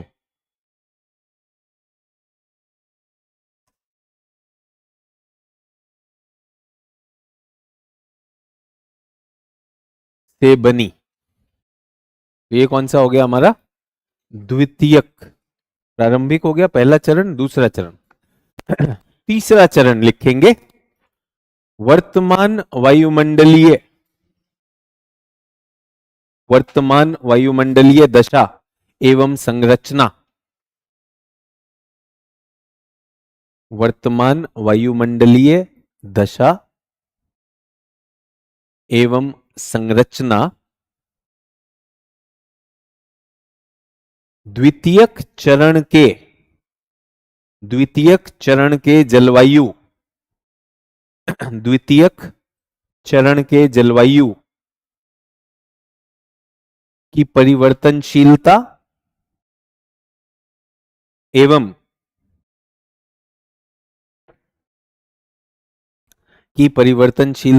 एवं विभेदन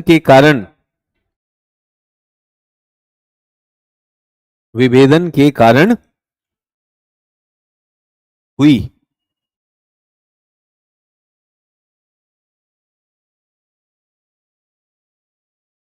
वर्तमान वायुमंडलीय संरचना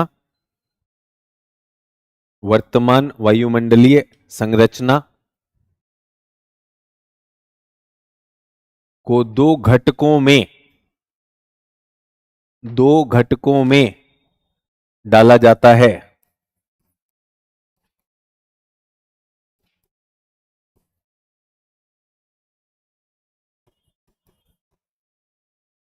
पहला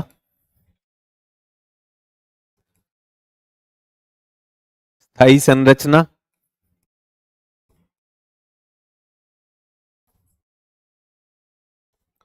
दूसरा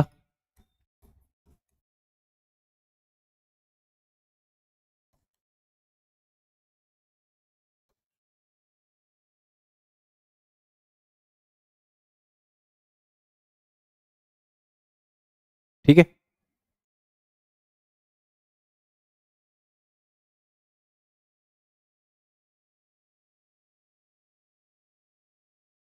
तो पहले चरण में हीलियम और किसकी प्रधानता थी? हीलियम और हाइड्रोजन।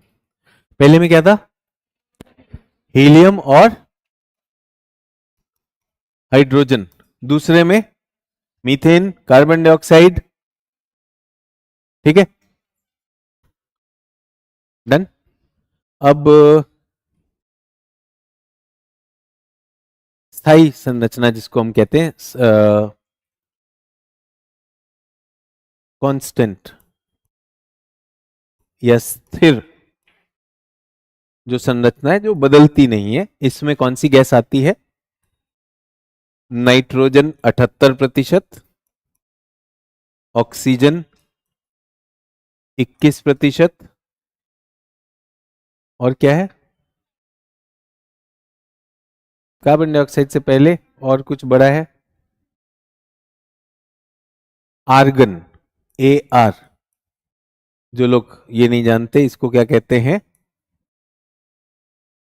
नाइट्रोजन, ऑक्सीजन, और क्या है?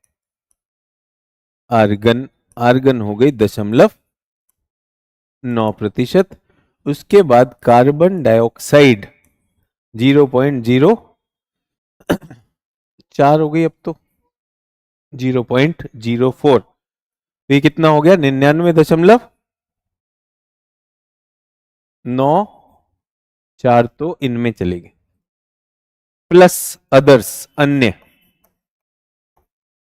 ठीक है, ये चार प्रमुख हैं। मैं इनको स्थिर और स्थायी क्यों कह रहा हूं? स्थान के साथ ये अनुपात नहीं बदलता, अनुपात नहीं बदलता। आप चंडीगढ़ चले जाइए, कनेक्टिकट चले जाइए, ठीक है, यही मिलेगा, यही मिलेगा।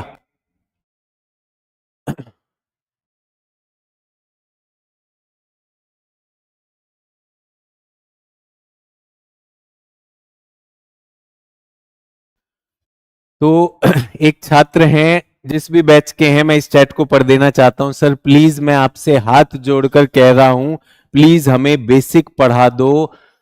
प्लीज, वो आपने दूसरे बैच में कराया था, वो बेसिक इस बैच में नहीं कराया। ये बताइए, ये क्या करवा रहा हूं?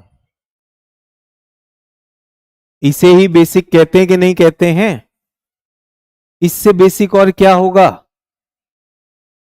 ये हाथ जोड़ के ये वाला जो कर रहे हो सुधीर, मैं तो कैमरा पे भी हूं, हाथ जोड़ के, ये बेसिक है सर। वो विश्व का भूगोल अभी नहीं करवाया है, पूरा का पूरा करवाया जाएगा, पूरी क्लासेस में करवाया जाएगा, मैप देखना सिखाया। शिवानी सिंह सर, हमारी तो ज्योग्राफी की एक भी क्लास नहीं हुई है, जिनकी एक भी क्लास नहीं हुई है उनके लिए भी वायुमंडल एक गैसीय आवरण जो पृथ्वी को चारों ओर से घेरता है। ऐसा थोड़ी कि उसको कुछ बदल दूंगा, यही तो।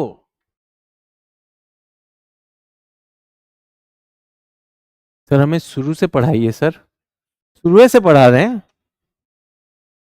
शुरू से पढ़ा रहे हैं सर। आप जो 11th क्लास करवा चुके हैं वो हम लोग को नहीं करवाए हैं, नहीं करवाए हैं। आज वादा लिए हैं कि 11th क्लास की क्लास से शुरू करिएगा। क्या करें भाई? आपको समझ में आया कि छात्रों का ऑनलाइन चैट क्यों नहीं पढ़ना चाहिए? सभी छात्र बताइए। शुरू है, आपको विषय बताया, परिभाषा बताई भूगोल की, पृथ्वी की सतह का अध्ययन, ये ठोस हो सकती, तरल हो सकती, ये होती है। हमने वायुमंडल की बात की, आपसे पूछा वायुमंडल क्या होता है, आपने कहा हमको नहीं आता है, कोई बात नहीं, हमने बताया। क्या बात कर रहे हैं यार? सर हमारा चैट नहीं करते यार, बताओ। फिर शुरू हो गए ये लोग, क्यों? हाथ वाथ जोड़ रहा है, और ये नेता टाइप के लोग, नेता बनो ना यार। आपको लगा आप ये वाला कर लोगे, हम हाथ जोड़ रहे हैं और ये और वो, बिल्कुल ऐसा कर लोगे, दिनहीन बन के मजमा लगा लोगे। हम भी जोड़ रहे हैं, क्या बात कर रहे हो? वो छात्र आप ही के बैच के लिख रहे हैं जो हाथ जोड़ रहा था भाई, बाकी लोग। सर समझ आ रहा है, वायुमंडल ही तो है।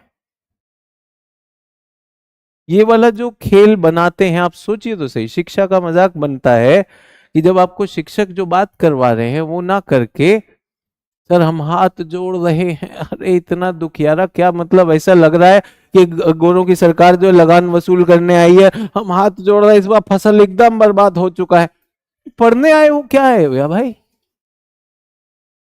अगली बार ये वाला हाथ जोड़ने वाला तांडव करो तो सोचिएगा, क्यों कर रहे हो? हटाओ। सभी लोग उसी बैच के सारे छात्र बोल रहे हैं भाई चैट डाउन करो। अच्छा वाला क्लास चल रहा है, वायुमंडल शुरू किया है, करो। मैं भी बाकी शिक्षकों से प्रेरित होकर चैट हटा रहा हूं, हाथ जोड़ रहा हूं। अब माँ बाप बेचारे हाथ नहीं जोड़ पाते हैं आजकल की, बेटा हाथ जोड़ रहे हैं, पढ़ने जा रहे हो, पढ़ के ही आना,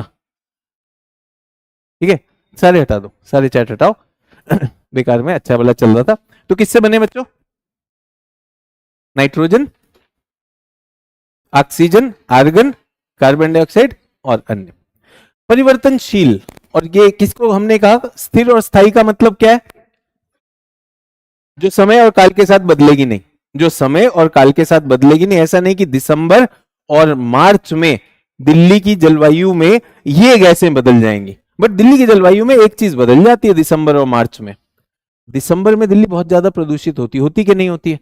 दिल्ली में हम कहते हैं कि आसपास फसल जला रहे हैं, और जो है दिल्ली की वायु की गुणवत्ता बहुत कम हो गई कि नहीं हो गई? तो वो कुछ बदलता होगा, उसे परिवर्तनशीलता कह सकते हैं। तो क्या मैं कह सकता हूं धूलकण? समझदार छात्रों, और एकदम बिगिनर्स की बात कर रहा हूं, मुझे एक बात बताइए भाई, धूलकण कहां पे ज्यादा होंगे, राजस्थान में या केरल में? राजस्थान में क्यों होंगे? सर रेतीली जगह है, शुष्क जगह है, हवा जो है आएगी तो वो सूखी बालू को उड़ा देगी। केरल में क्यों नहीं होंगे? सर समुद्र का किनारा है, ऐसी खुली रेत नहीं है, खूब हरियाली है, हवा आएगी भी तो उतनी धूल नहीं उड़ाएगी, और उसमें नमी भी ज्यादा होगी। तो सभी के साथ ये कर रहा हूँ, सभी के साथ ये कर रहा हूँ। फिल्मी वाला मत करिए, आप लोगों का चैट हटा दिया गया, मैं पढ़ भी नहीं रहा हूँ। आप ही लोग बाध्य कर देते हैं कि शिक्षक फिर चैट पढ़ना बंद कर देते हैं, और आप लोगों के सच में जायज सवाल होंगे, ऐसा मत करिए, आपकी बहुत काम आने वाली है चैट्स। ये वाली अपनी सेवा मत खत्म करिए। तो धूलकण, धूलकण क्या हो सकते हैं? धूलकण एक तो धूल ही हो सकती है, मिट्टी हो सकती है, सारी चीज लिखवा रहा हूं, एकदम बेसिक से चल रहा हूं। और आप एनसीईआरटी में घुसेंगे उससे पहले मैं पढ़ाऊंगा, उससे पहले मैं पढ़ाऊंगा। यही तो पढ़ाना होता है।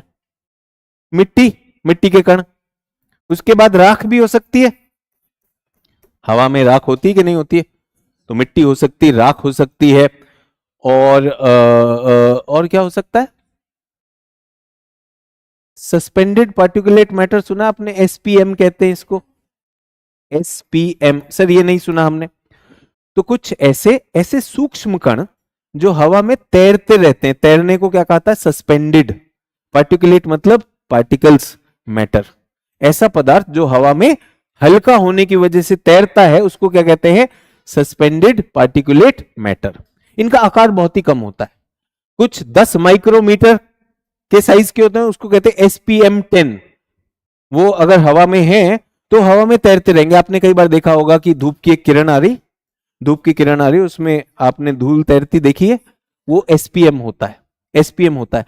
तो आप अगर उसको ऐसे ही छोड़ देंगे ना तो क्या होगा? 10-12 घंटे में वो नीचे बैठ जाएगा, वो हल्का होता है। लेकिन अगर आप उस कमरे में फिर से घुसिएगा और एक जरा झाड़ू हिला दीजिएगा तो सब क्या हो जाएगा? फिर से उठ जाएगा। ये होता है एसपीएम 10। इससे भी सूक्ष्म होता है एसपीएम 2.5, वो बैठता ही नहीं है और उसको खासकर हमारे फेफड़ों के लिए हानिकारक माना जाता है, क्योंकि वो हवा में रहेगा ही रहेगा। अगर हम श्वसन करेंगे तो कहां पर जाएगा? बट ये विज्ञान का विषय है, पर्यावरण का विषय है। मुझे क्या करना था? बिगनर हैं, परिभाषा देनी थी। सस्पेंडेड पार्टिकुलेट मैटर कहते हैं हवा में तैरने वाले पदार्थ जो इतने सूक्ष्म होते हैं। तो इनको एस को सस्पेंडेड की जगह आप सूक्ष्म लिख सकते हैं, सूक्ष्म पदार्थ कण, ठीक है, जो तैरते रहेंगे वो है। और आपने पराग सुना है? पराग क्या होता है? पोलन ग्रेन, अंग्रेजी में इन्हें क्या कहते हैं? Pollen grain. तो जब जब हमारे फूल पौधे जो होते हैं ये जब अपना रिप्रोडक्शन करते हैं तो ये क्या करते हैं? एसेक्सुअल करते हैं। एसेक्सुअल रिप्रोडक्शन का मतलब ये संपर्क में नहीं आते। जो उसमें मादा फूल होता है और जो नर फूल होता है, तो नर फूल का पराग, उसके कण जो है हवा में उड़कर कहाँ होते हैं? मादा फूल पर जाकर उसको फर्टिलाइज करते हैं। ठीक है, ये भी बायो का विषय है, हमारा कोई विषय नहीं। बट वो जो कण हैं जिनसे जो हमारे पादप आपस में रिप्रोडक्शन करते हैं उन कणों को क्या कहते हैं? पराग। वो भी सूक्ष्म कण हैं, उड़ते रहते हैं। और कई बार हवा में नमक भी होता है। क्या होता है? नमक कण। सर हवा में नमक कैसे हो सकता है? तो हवा में नमक आपने नहीं देखा है। समुद्र किनारे कभी जाइए और दिन बिताइए समुद्र किनारे और शाम को उंगली रगड़ कर अपने गाल का स्वाद लेकर देखिए। हल्का सा उंगली को गीला करिए, गाल पे रगड़िए और स्वाद लेकर देखिए, तो क्या होगा? नमकीन हो चुका होगा। आप तो समुद्र में नहाए भी नहीं, फिर कैसे नमकीन हो गया? तो जो हवा आती है, हवा समुद्र की जो तरंगे हैं, तरंगे जब तट से टकराती हैं तो उनमें झाग बनती है और हल्की सी मिस्ट बनाती, धुंध बनाती है। तो वो क्या है? सागरीय लवणीय जल क्या हो गया? धुंध बन गया है, वो अब हवा में है। लेकिन पानी तो वाष्पित हो जाएगा, तो उस धुंध का क्या रह जाएगा? लवण रह जाएंगे, वो हवा में तैरते रहते हैं। तो इनको क्या कहते हैं? धूलकण। ठीक है, उसके बाद हम क्या पर आ गए? अब हम कहां पर आ गए? धूलकण के बाद जो चीज बदलती है वो है जलवाष्प। जलवाष्प को अगर आप नहीं जानते तो नमी, नमी क्या मुझे बताने की जरूरत है कि जुलाई में जो नमी होगी और मई में जो नमी है, कौन से मौसम में ज्यादा नमी मिलेगी? जुलाई, क्योंकि मानसून का आगमन हो चुका होगा। मानसून का आगमन हो चुका होगा, जून में आ जाता है। तो जुलाई अगस्त में आप देखिएगा उत्तर भारत में मानसून है तो हवाएं क्या हो जाएंगी? नम हो जाएंगी। और अभी बाहर जब निकलते हैं तो एकदम शुष्क है कि नहीं? तो ये बदल सकती है स्थान के साथ और ऋतु के साथ। कहां पे नमी ज्यादा होगी? राजस्थान में या केरल में? क्यों? तट मिल गया, तट मिल गया कि नहीं मिल गया? तो ये नमी जो है, नमी जो है स्थान व काल के साथ इसमें क्या देखा जाता है? परिवर्तन देखा जाता है। स्थान व काल के साथ क्या देखा जाता है? परिवर्तन देखा जा सकता है। इसकी मात्रा कितनी हो सकती है? 4.0 से 0.4% आयतन। यहां पे फिक्स है, ये स्थिर है भाई, ये बदलेगा नहीं। लेकिन वहां पर क्या है? बदल सकता है, बदल सकता है। 4% कहां पर होगा? समुद्र किनारे 4%। 0.4 कहां पर होगा? शुष्क क्षेत्रों में, मरुस्थलों में, डेजर्ट में कम होगा। डन। सब लोगों ने लिख लिया? जो भी लिखा है एक नजर डालिए, सभी लोग एकदम बिगनर्स की तरह ही चल रहे। पहला विषय करा रहा हूं, स्थल की जगह किस पे लिया है? थोड़ा सा वायु पे। वायु वाला एरिया जो है हमें ज्यादा समझने में मदद करेगा। स्थल पे भी आ जाएंगे, वायु के कुछ गहरे सिद्धांत भी होंगे, वो अभी नहीं पढ़ाएंगे, पहले स्थल के समझ लेंगे। सबके जब हो जाएगा, स्थल और वायु दोनों का जब बेस हो जाएगा, तो फिर हम उनके दोनों के जुड़े हुए सिद्धांत भी करेंगे। जल्दी से आपने अपनी इस पर एक नजर मारनी, 1 मिनट है आपके पास। जो भी आपने किया ये एनसीईआरटी में भी आपको मिलेगा जब आप एनसीईआरटी पढ़ना शुरू करेंगे, क्योंकि मैंने पढ़ा दिया है तो आपको और भी सहज लगेगा। कौन सी एनसीईआरटी पढ़नी? Class 11th। और उसका कौन सा चैप्टर पढ़ना बेटा? चैप्टर बताना, इसका चैप्टर नंबर कंटेंट में मिलेगा। एटमॉस्फेयर का, जलवायु, वायुमंडल वाला। 8 नंबर क्या है बच्चे? 8 नंबर क्या है? वायु का संगठन। तो एक संगठन कर दे इसको, संरचना की जगह संगठन कर देते हैं। कैसे उसका संगठन हुआ है? संरचना एक होता है स्ट्रक्चर एंड कंपोजिशन। स्ट्रक्चर किस तरह का होता है और उनका संरचना क्या है, तो वो हम करेंगे। ये दिखा रहा है क्लास 11वीं की 8 नंबर चैप्टर। सभी लोगों को चैप्टर भी बता रहा हूं।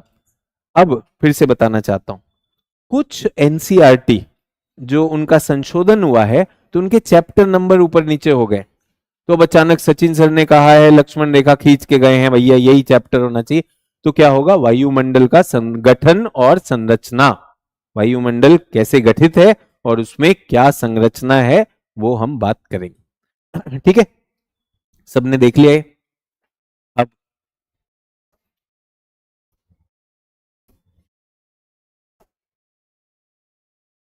मुख्य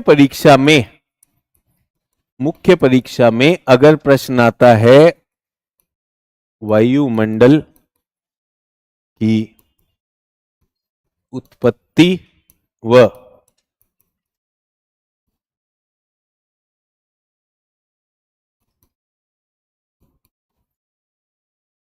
क्या आपके पास जो आज पढ़ाया गया है उससे यह प्रयास किया जा सकता है कि नहीं? उत्पत्ति कितने चरणों में हुई? 3 चरणों में हुई, प्रारंभिक, द्वितीयक, तृतीयक। ठीक है। संरचना पहले क्या था? हाइड्रोजन हीलियम था। उसके बाद अभी आपको याद नहीं, मैं फिर से नाम बता देता हूं, मीथेन, अमोनिया, कार्बन डाइऑक्साइड, इस तरह के, और जलवाष्प। और तीसरा क्या है? आज का है, जिसमें कुछ हिस्सा स्थिर है जो बदलता नहीं है और कुछ है। ठीक है, और भी कुछ आएगा तो और भी बताऊंगा। ये कैसा होता है? ये गंधहीन होता है, रंगहीन होता है, अदृश्य होता है, और ये स्तरीय होता है, इसमें स्तर होते हैं। लिख सकते हैं? बिल्कुल बेसिक, बिल्कुल बेसिक। बिगिनर हैं तो उत्तर नहीं लिखते क्या? 100 शब्द लिख देंगे जो मैंने करवाया, 100 शब्द लिख सकते। ठीक है। अब इसमें एक चीज और है। एक होता है कि उत्तर लिखने के लिए सचिन सर ने सामग्री दे दी, लेकिन मेरा आत्मविश्वास नहीं, अभी मुझे समझ नहीं आया, तो क्या अब थोड़ी देर को कॉपी छोड़ दें? पहले समझने पे जोर दें, ये हुआ क्या, सचिन सर ने बताया क्या, वो देखें। ठीक है, तो पहले पहले सौर मंडल बना। क्या बना? सौर मंडल बना। पहले क्या बना? सौर मंडल बना। सौर मंडल का जो सिद्धांत है उसको निहारिका सिद्धांत कहते हैं। वो भी कक्षा 11वीं की एनसीईआरटी में दिया हुआ है कि निहारिका सिद्धांत से बना। कैसे बना वो भी बताऊंगा, ऐसा नहीं है कि नहीं बताऊंगा, बट उसकी अभी हमें कोई आवश्यकता नहीं, इसलिए हम कह। सौर मंडल में एक ग्रह बना। क्या बना? पृथ्वी ग्रह। समझाने की बात करो, कैसे बना, क्यों बना, अभी जो हम विषय कर रहे हैं उसको उसकी जरूरत नहीं है। अब हम आ जाते हैं पृथ्वी ग्रह पर। किस पर आ जाते हैं? पृथ्वी ग्रह पर। जब पृथ्वी ग्रह बनी तो वो क्या थी? एक आग का गोला थी। क्या थी?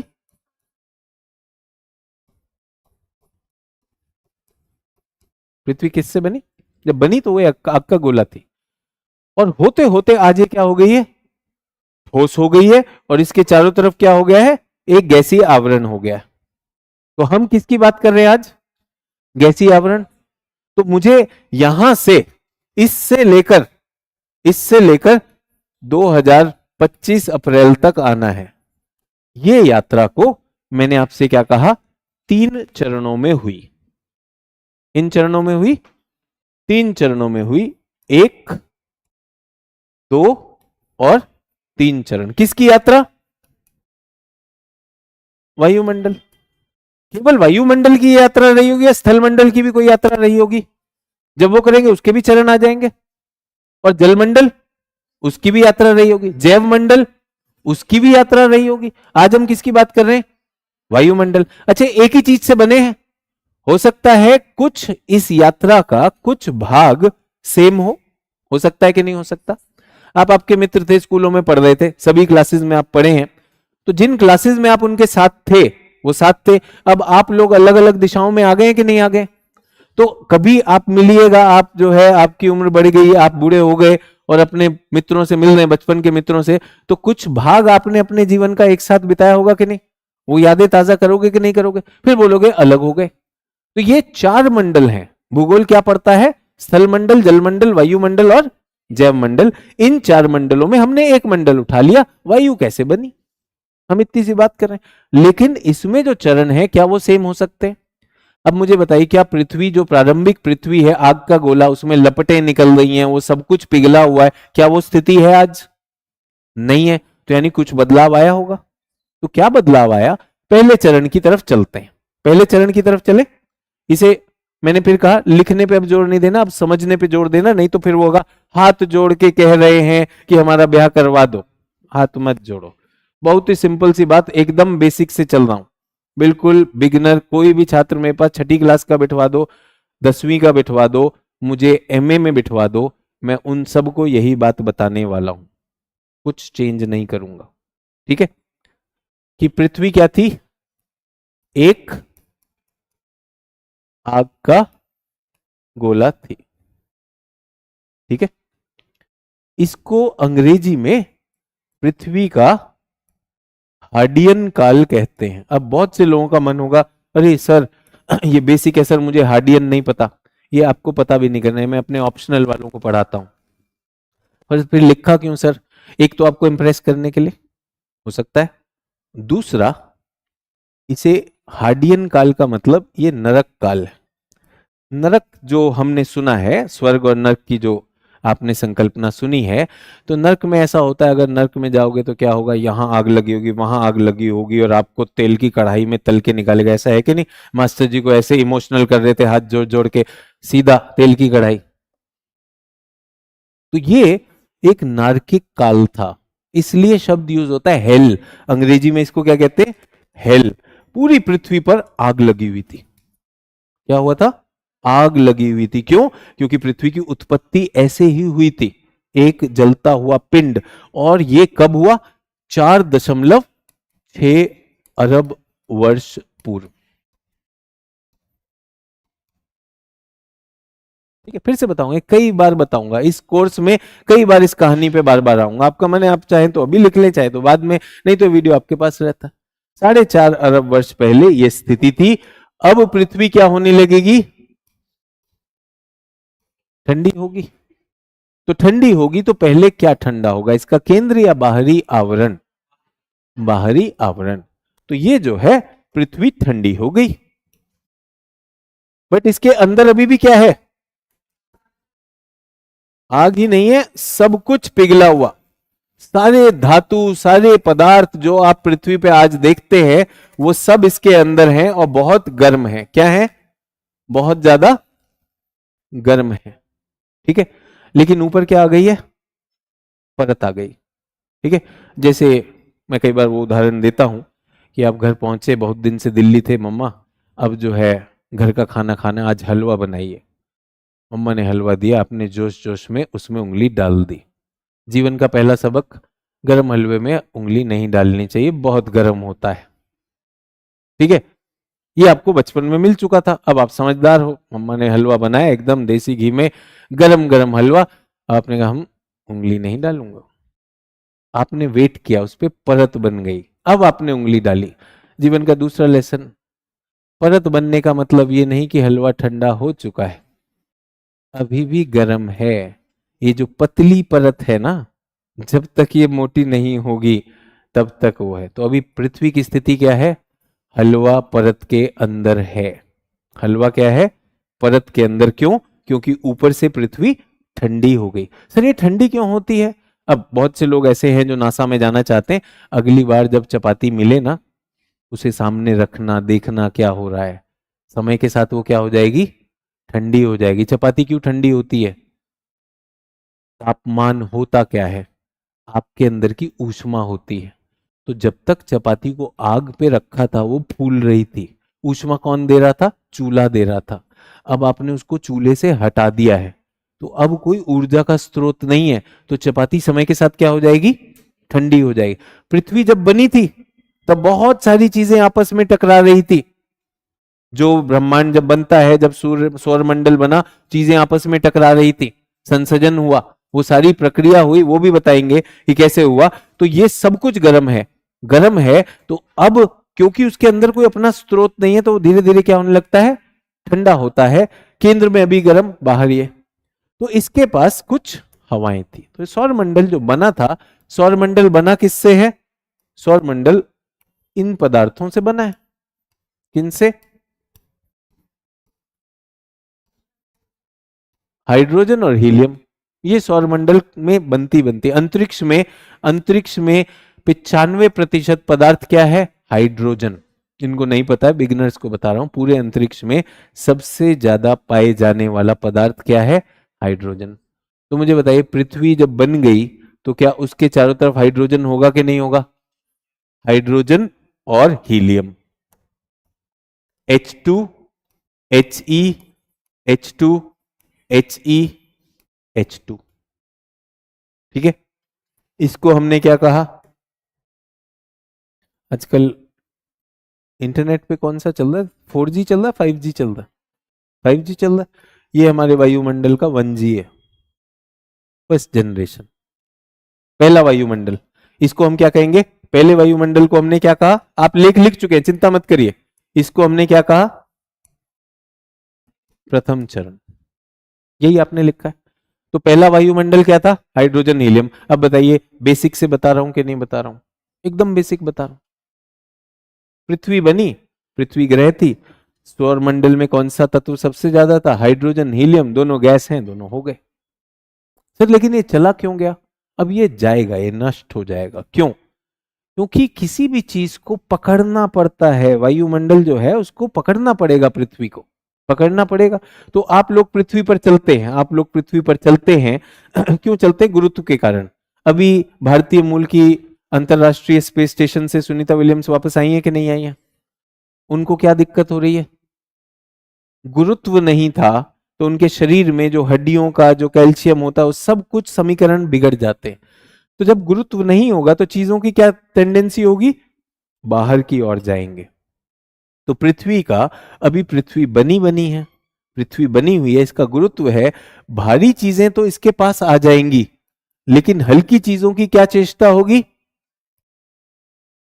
आप बताइए, क्या आपने वो, एक तो नॉर्मल गुब्बारा होता है, लोग फूंक मार के गुब्बारा फुलाते हैं, क्या आपने सिलेंडर वाला गैस का गुब्बारा देखा है? सभी लोगों ने देखा है। तो वो नीचे रहता है, ऊपर रहता है? वो ऊपर को चला जाता है। क्यों ऊपर चला जाता है? उसमें गैस भरी। कौन सी गैस भरी हुई? हीलियम भरी हुई है उसमें। उसमें हीलियम गैस भरी हुई। तो हीलियम गैस नैसर्गिक रूप से, नेचुरली क्या है? बहुत लाइट है। इतनी हल्की गैस है, और यहां पे क्योंकि पृथ्वी ठंडी तो हुई है बट अभी भी तापमान ज्यादा है। तो गैस अगर गर्म भी हो, हल्की भी हो, तो उसकी प्रकृति क्या है? नीचे रहेगी या उड़ जाएगी? उड़ गई। तो पहले वायुमंडल का क्या हो गया? नाश हो गया, नष्ट। वही लिखा है आपने। पहला वायुमंडल किससे था? इससे था। तो सर फिर आया कहां से? अब आगे बढ़ते हैं। अंदर क्या है? पृथ्वी के अंदर क्या है? अभी जितने भी पदार्थ हैं वो है। इसको क्या कहते हैं? आयरन। आयरन भारी होता है, हल्का होता है? भारी होता है, धातु है ना। ऐसे ही मर्क्यूरी भारी, हल्का? मर्क्यूरी पारा धातु है। निकल। तो जो चीज भारी है उसकी कोशिश क्या होगी? केंद्र में जाने की, कॉपर केंद्र में जाएगा। जितने भी धातु हैं वो कहां जाना चाहेंगे? केंद्र में जाना चाहेंगे। हल्की चीजें, क्या अंदर कार्बन डाइऑक्साइड फंसी हुई है? क्या अंदर अमोनिया फंसी हुई है? क्या अंदर मीथेन फंसी हुई है? क्या अंदर जलवाष्प फंसा हुआ है? पृथ्वी के अंदर अभी भी बहुत सारा पानी है। आप विश्वास नहीं करेंगे, पृथ्वी के अंदर बहुत सारा पानी है, लेकिन अंदर बहुत गर्म है। तो पानी तरल नहीं होगा, पानी कैसा होगा? वाष्प होगा। और मुझे बताइए, ये जो हमने सुना है औद्योगिक क्रांति हुई थी, क्या आपने सुना है स्टीम इंजन से हुई थी? स्टीम इंजन की जब जब पहले बार इसका आविष्कार हुआ है, क्या करता है? भाप जो है चीजों को चला सकती है कि नहीं? प्रेशर कुकर की सीटी चलती है कि नहीं चलती है? तो आप सोचिए, पृथ्वी के अंदर अगर भाप भरी हुई है तो दबाव होगा कि नहीं होगा? और जो लोग नहीं समझ पाते कि भाप से कैसे दबाव होगा, आप समझिए, आपने सुबह में जल्दी जल्दी में सड़क पे कुछ नाश्ता कर लिया, नाश्ता गड़बड़ था, कल रात का था, अब आपके पेट में है वो, और वो गुड़ गुड़ कर रहा है। तो आप अभी तक क्लास में बैठे हुए हैं, पड़ोसी को पता चल गया होगा कि आप परेशान कर रहे हैं, तो वो अंदर कुछ कर रहा है कि नहीं कर रहा है? वो क्या करना चाहता है? तोड़ के बाहर आना चाहता है। तो यहां पृथ्वी पे धमाका हो गया। पृथ्वी क्या हुई? पृथ्वी टूट गई।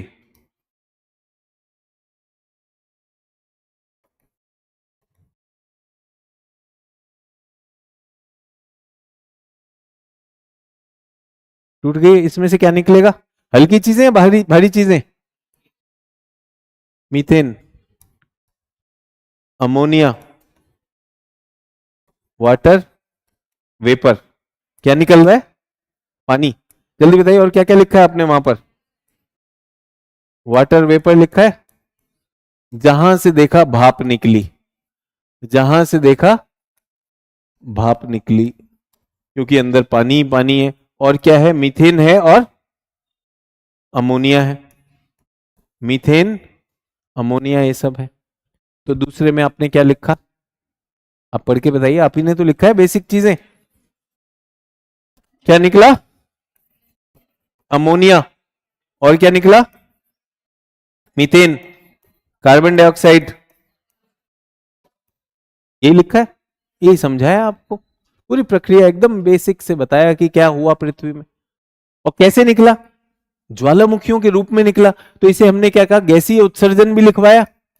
देखिए, पढ़िए वहां पे कौन सी प्रक्रिया है। डी गैसिंग भी लिखवाई आपको, डी गैसिंग, डी गैसिंग लिखवाई, सब लिखवाया पहले। बट उसमें हाथ जोड़ के पढ़ाई करो यार, नेता टाइप बनना है तो अभी आ रहे हैं चुनाव। कहाँ पे आ रहे हैं? बिहार में आ रहे हैं, और किस में आ रहे हैं? कौन से राज्य और में? यूपी में तो टाइम है, पहले बिहार में आ रहा है।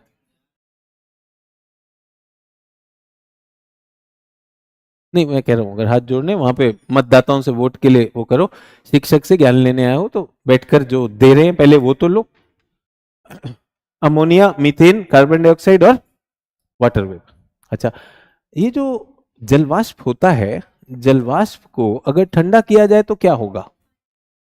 वो वापस पानी बन जाएगा। आपने देखा है? आप यूं समझिए कि आपके पास एक भगोना है, उसमें पानी जो है आप उबाल रहे हैं, पानी वाष्पित हो रहा है, उसके ऊपर कोई ठंडी प्लेट रख दीजिए, तो ठंडी प्लेट उसके नीचे पानी जम जाएगा कि नहीं जम जाएगा? क्यों? क्योंकि जलवाष्प को अगर ठंडा करेंगे तो क्या हो जाता है? वापस बूंद बन जाता है। तो इतना सारा जलवाष्प जो निकला, इसने क्या किया? ये संघनित होकर क्या बन गया? बादल बन गया। क्या बन गया? बादल बन गया। बादल बन गया तो पृथ्वी पर लाखों वर्ष क्या हुआ? बारिश हुई। बारिश का एक खास बात बताता हूं। बारिश में कार्बन डाइऑक्साइड अगर बारिश के संपर्क में आएगी तो कार्बन डाइऑक्साइड घुल जाती है। क्या हो जाएगी? घुल जाएगी। और ये पानी यहां पर केंद्रित हो गया, तो पृथ्वी क्या हो गई? पृथ्वी तो जलमग्न हो गई कि नहीं हो गई? जल्दी बताइए। पृथ्वी जलमग्न हो गई। पृथ्वी अगर जलमग्न हो गई, सोच के बताइए, कार्बन डाइऑक्साइड कहां जाएगा? सागरों में चला जाएगा। कार्बन डाइऑक्साइड कहां चला गया? सागरों में। तो कितना कार्बन डाइऑक्साइड होता था क्या आप जानते हैं? ये 50% हुआ करता था, इतना सारा कार्बन डाइऑक्साइड। आज कितना है? 0.4। इतना कम कैसे हुआ? सब सागर ने सोख लिया, सब सागर ने सोख लिया। ठीक है, उसके बाद ये अमोनिया क्या हुआ? अमोनिया में आपने कभी बिजली चमकते देखा है आसमान में? ठीक है, वो जो बिजली चमकती है उससे अमोनिया टूट सकता है। अमोनिया के मॉलिक्यूल पे अगर विद्युत लगेगी तो वो टूट के क्या बन जाएगा? नाइट्रोजन प्लस जो भी बनेगा, नाइट्रोजन बन गया। अब नाइट्रोजन एक निष्क्रिय गैस है। क्या है? निष्क्रिय गैस का मतलब वो ज्यादा क्रिया नहीं करती। तो जो निष्क्रिय गैस होगी वो क्या होगी? एकत्रित होना शुरू हो जाएगी। जल्दी से बताओ, वर्तमान में सबसे ज्यादा कौन सी है? वर्तमान में सबसे ज्यादा नाइट्रोजन। ऑक्सीजन जो कार्बन डाइऑक्साइड जो 50 हुआ करती थी वो कहां गई? 0.4। वो कहां चली गई? समुद्र में चली गई। तो आपने क्या प्रक्रिया लिखी है? जल्दी से पढ़िए, तीसरा वाला कैसे बना? परिवर्तनशीलता और विभेदन से। परिवर्तनशीलता और विभेदन से जो है गैसों का समीकरण बदल गया। जब पृथ्वी पर सागर था तो यहीं पर बच्चों जीवन की उत्पत्ति हुई। किसकी उत्पत्ति हुई? कुछ जीवित कोशिकाएं पैदा हुई, जीवित पदार्थ पैदा हुआ सागर में। पहला जीवन कहां पर आया? सागर में। और उसने किसको सृजित किया? ऑक्सीजन। किसने दिया ऑक्सीजन? ऑक्सीजन हमें दिया जीवन ने। जीवन ने, सागर नहीं, जीवन ने। ठीक है, तो आज हमारे पास क्या है तृतीय स्तर पर? जल्दी बताओ, तृतीय स्तर पे 78% नाइट्रोजन कहां से आया? 78% नाइट्रोजन कहां से आया? अमोनिया से। अमोनिया से टूटा और नाइट्रोजन जो है एकत्रित हो गया। नाइट्रोजन किसी काम का होता है? जल्दी बताएं, नाइट्रोजन, जो छात्र मुझे सुन रहे हैं, नाइट्रोजन का कोई उपयोग है? क्या उपयोग है? हाथ खड़ा करें। ऑक्सीजन को जलने में रोकता है। बेटा ऑक्सीजन कभी जलता नहीं है, जलता तो कार्बन डाइऑक्साइड है, ऑक्सीजन को डाइल्यूट करता है। अरे आपके और मेरे शरीर में प्रोटीन, हमारा जो डीएनए है, हमारी जो कोशिकाओं में डीएनए, वो नाइट्रोजन से बनता है, नाइट्रोजन से बनता है। वो जो भूमिका है कि ऑक्सीजन को डाइल्यूट करना, वो तो बहुत बाद की भूमिका है। तो नाइट्रोजन निष्क्रिय है। अगर कहीं पर भी आग लगने की संभावना है, आग लगना जिसे आप सोचते हैं आग लगना, वो आग नहीं होती, होती oxidation.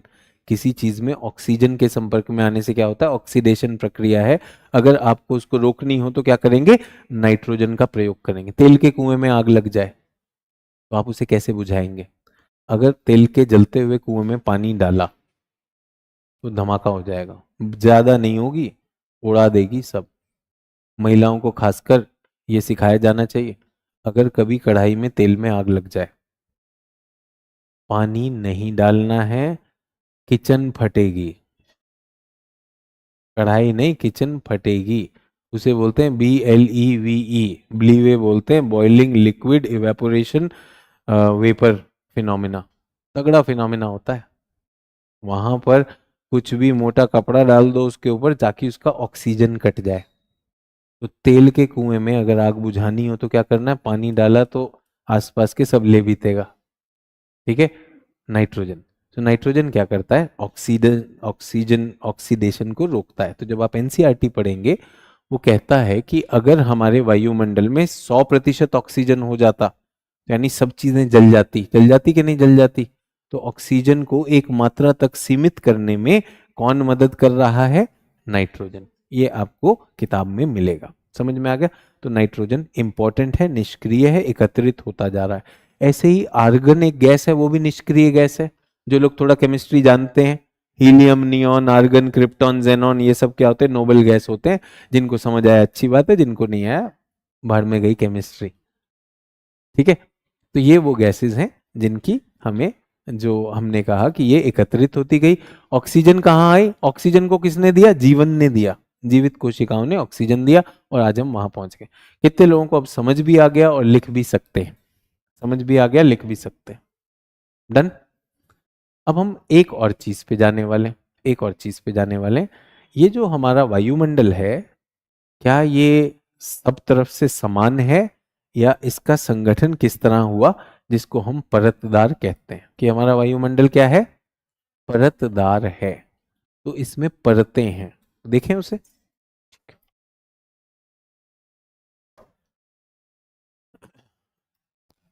Structure of atmosphere, structure of atmosphere, संगठन और संरचना। स्ट्रक्चर क्या है? परतदार।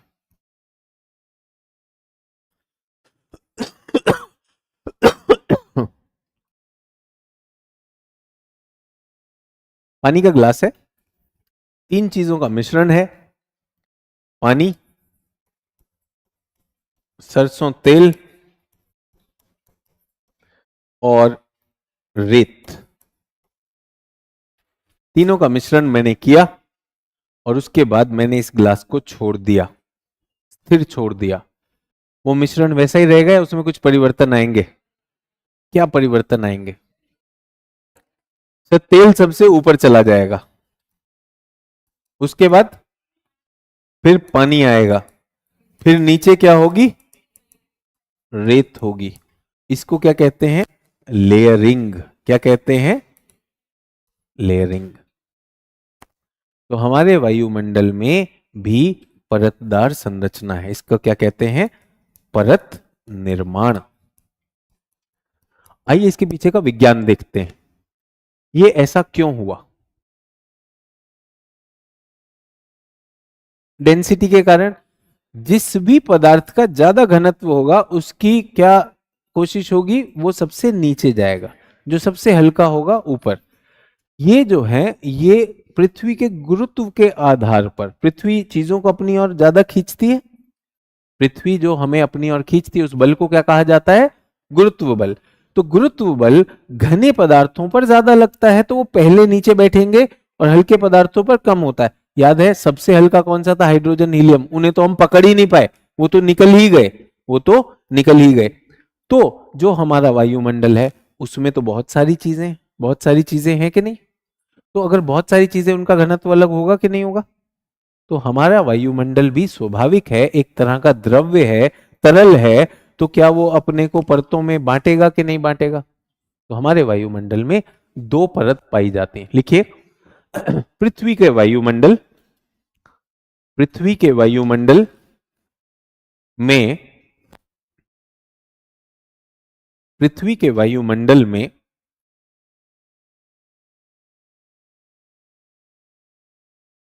गैसें अपने घनत्व के अनुसार,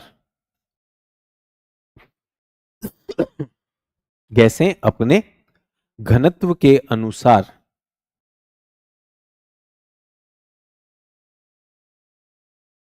परतदार, परतदार संगठन, परतदार संगठन में पाई जाती हैं।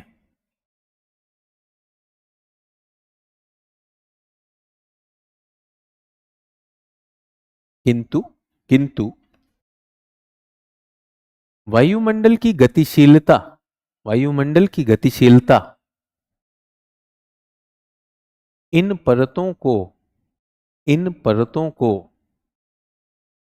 भंगित करने का प्रयास, वायुमंडल की गतिशीलता इन परतों को भंगित करने का प्रयास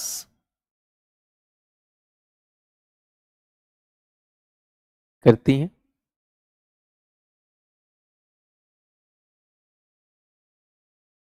जिससे जिससे परतों में विकार पैदा होते हैं।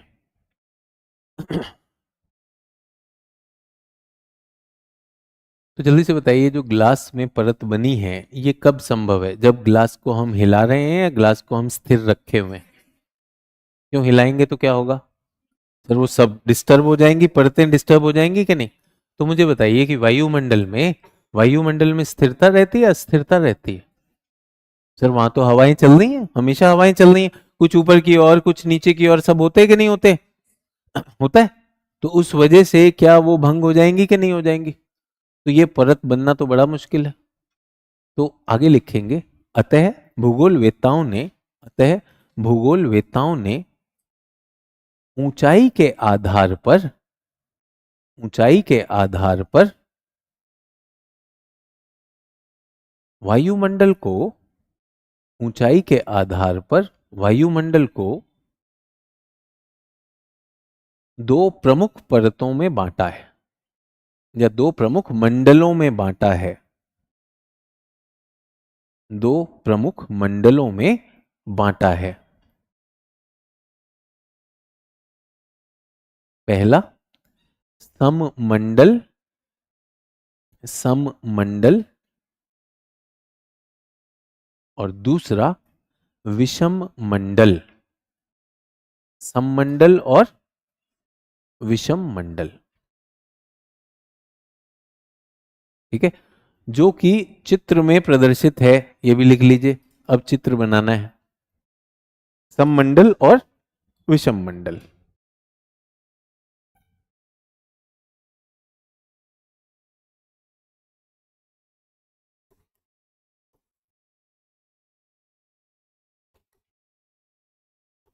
ये क्या है? पृथ्वी की सतह है, पृथ्वी की सतह। इधर क्या है? ऊंचाई, ऊंचाई में गैस है। ठीक है, अब यहां पर क्या है?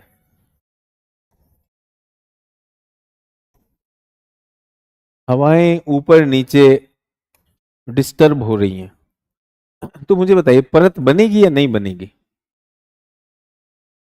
वायुमंडलीय जो है यहां पर डिस्टर्ब आ रहे हैं, वायुमंडल में परिसंचरण हो रहा है, वायुमंडल, वायुमंडलीय परिसंचरण, परिसंचरण मतलब यहां पर गतिशीलता है। हवाएं ऊपर नीचे जा रही हैं, ये ऊपर जा रही है सोचिए, ये नीचे आ रही है, ये नीचे आ रही है, ऊपर जा रही है, दाएं बह रही है, बाएं बह रही है, ऐसा कुछ कुछ हो रहा है। तो क्या परत का निर्माण होगा? नहीं होगा। परत का निर्माण नहीं होगा तो यहां पर वायुमंडल कैसी अवस्था में होगा? मिश्रित अवस्था होगी कि नहीं होगी? हाँ या ना, सोच के बताइए। मिश्रित अवस्था, क्योंकि बार बार हम क्या कर दे रहे हैं? मिला रहे हैं।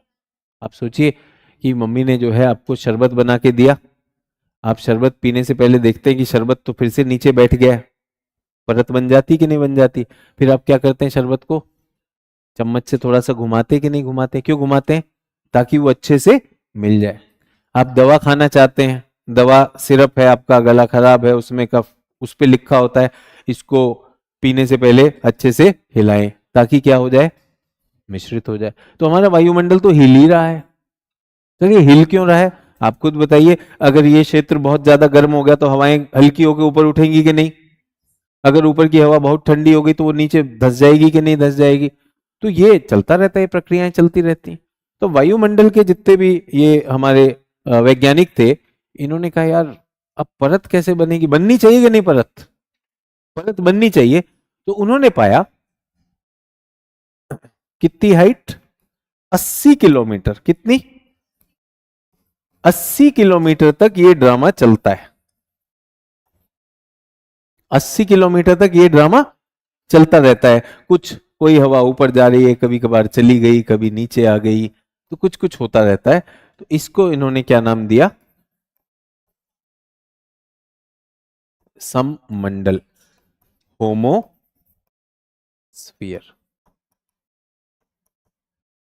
होमोस्फीयर का मतलब सारी गैसों का मिश्रण सेम रहता है। सम का मतलब समानता है। तो सममंडल में कैसी गैस होंगी यहां पर? जल्दी बताओ यहां पर क्या होगा? कौन सी गैस मिलेंगी सममंडल में?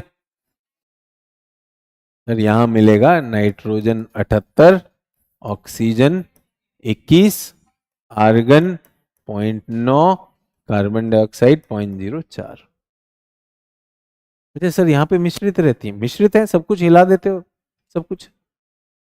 लेकिन 80 के ऊपर जब हम जाते हैं, 80 किलोमीटर के ऊपर जब हम जाते हैं, तो हमने पाया कि ये प्रभाव जो है इसके ऊपर नहीं जाता, इसके ऊपर नहीं जाता। अब यहाँ क्लास में बहुत से छात्र ऐसे होते हैं जो सिंपल सी चीज को बहुत कठिन करते हैं। सर क्यों नहीं जाता? अब एक बात बताइए, आप खड़े हैं और आप किसी को आवाज दे रहे हैं, वो आवाज, वो ध्वनि एक बिंदु तक ही तो जा सकती है, क्यों नहीं जाएगी उसके आगे? कमजोर पड़ती जाती आवाज, एक बिंदु के बाद नहीं जाएगी। आप चिल्ला रहे हैं उनको और वो इतनी दूर है, आपको सुन नहीं पा रहे, ये सामान्य बात है कि नहीं है? कैसे पता चलेगा कि कितनी दूर तक आपकी आवाज है? जाके चेक करना पड़ेगा, आ रही है, आ रही है, हाँ यहां तक आ रही है, इसके बाद बंद हो गई। तो हमारे वैज्ञानिकों ने भी यही किया, चेक किया, यहाँ आ रही है, हाँ भाई आ रही है, आ रही है, आ रही है, आ रही है, आ रही है। बहुत सारे शोध किए, उनका 80 किलोमीटर तक इतना मंद हो जाता है वो प्रभाव कि अब नहीं आता है। तो जैसे ही प्रभाव मंद हुआ, तो अब जो गैसें हैं वो तो हिल नहीं रही हैं, तो वो क्या बनेंगी? वो परत बन जाएंगी। तो यहां पर नाइट्रोजन की परत, फिर ऑक्सीजन की परत, फिर हीलियम की परत, और सबसे हल्का कौन सा है? ये तो परतदार हो गया, ये तो सम नहीं है, तो इसको क्या कहा गया? विषम मंडल। बताइए, कठिन बताया आसान बताया? विषम मंडल। इसको क्या कहते हैं? हेटेरोस्फीयर।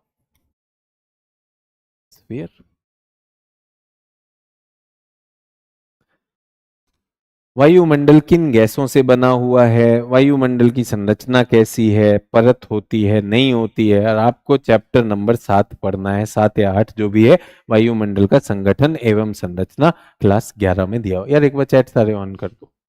अभी बताइए, इसमें कठिन था जो आज पढ़ाया? एकदम बेसिक से चल रहे हैं। एक कह रहा है हेडिंग क्या है, आज समझ नहीं आ रहा, इसीलिए लिखा था, इसलिए लिखा था, ये तुम्हारे लिए, ताकि तुम आज अपना दहेज वाला पूरा लिख सको।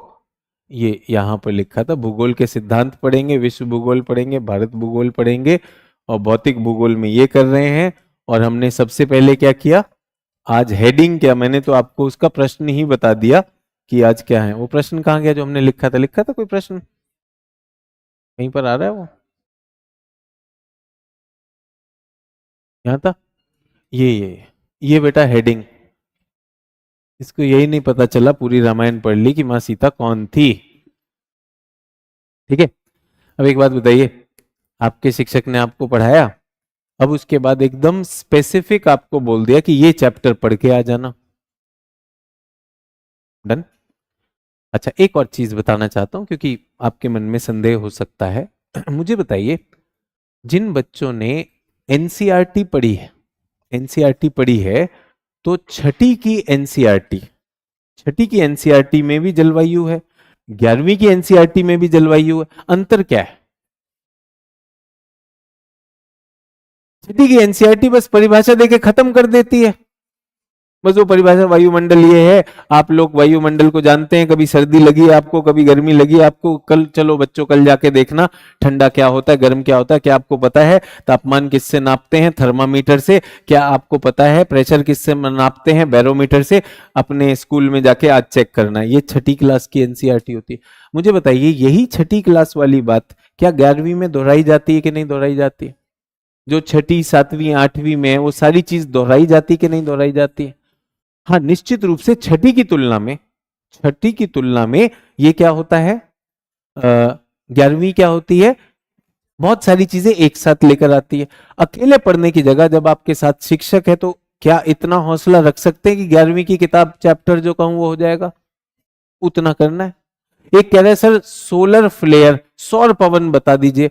क्या आपको ये बताया कि सौर पवन बताएंगे? कब बताएंगे? वायुमंडल को फिर से, अभी तो वायुमंडल की बात कर रहे हैं, अंतरिक्ष भी बता देंगे, उसमें फिर आ जाएगा।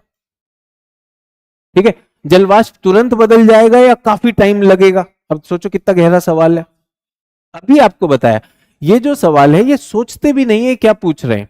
आप एक बात बताइए, इसी क्लास में, इसी क्लास में अभी एक भगोना लेते हैं, भगोना लेते हैं और उसमें पानी उबालना शुरू करते हैं, ठीक है, और आप अपना हाथ ठंडे पानी में या ठंडी जगह पे फ्रिज के पास रख लीजिए, एसी के सामने, ठंडा हाथ उसके ऊपर ले आएंगे तो अभी सामने जलवाष्प होने लगेगा कि नहीं होने लगेगा? ऐसी क्या बात कर रहा है ये जो साइंटिस्ट बन रहा है, साइंटिस्ट के कपड़ों में चंपक है।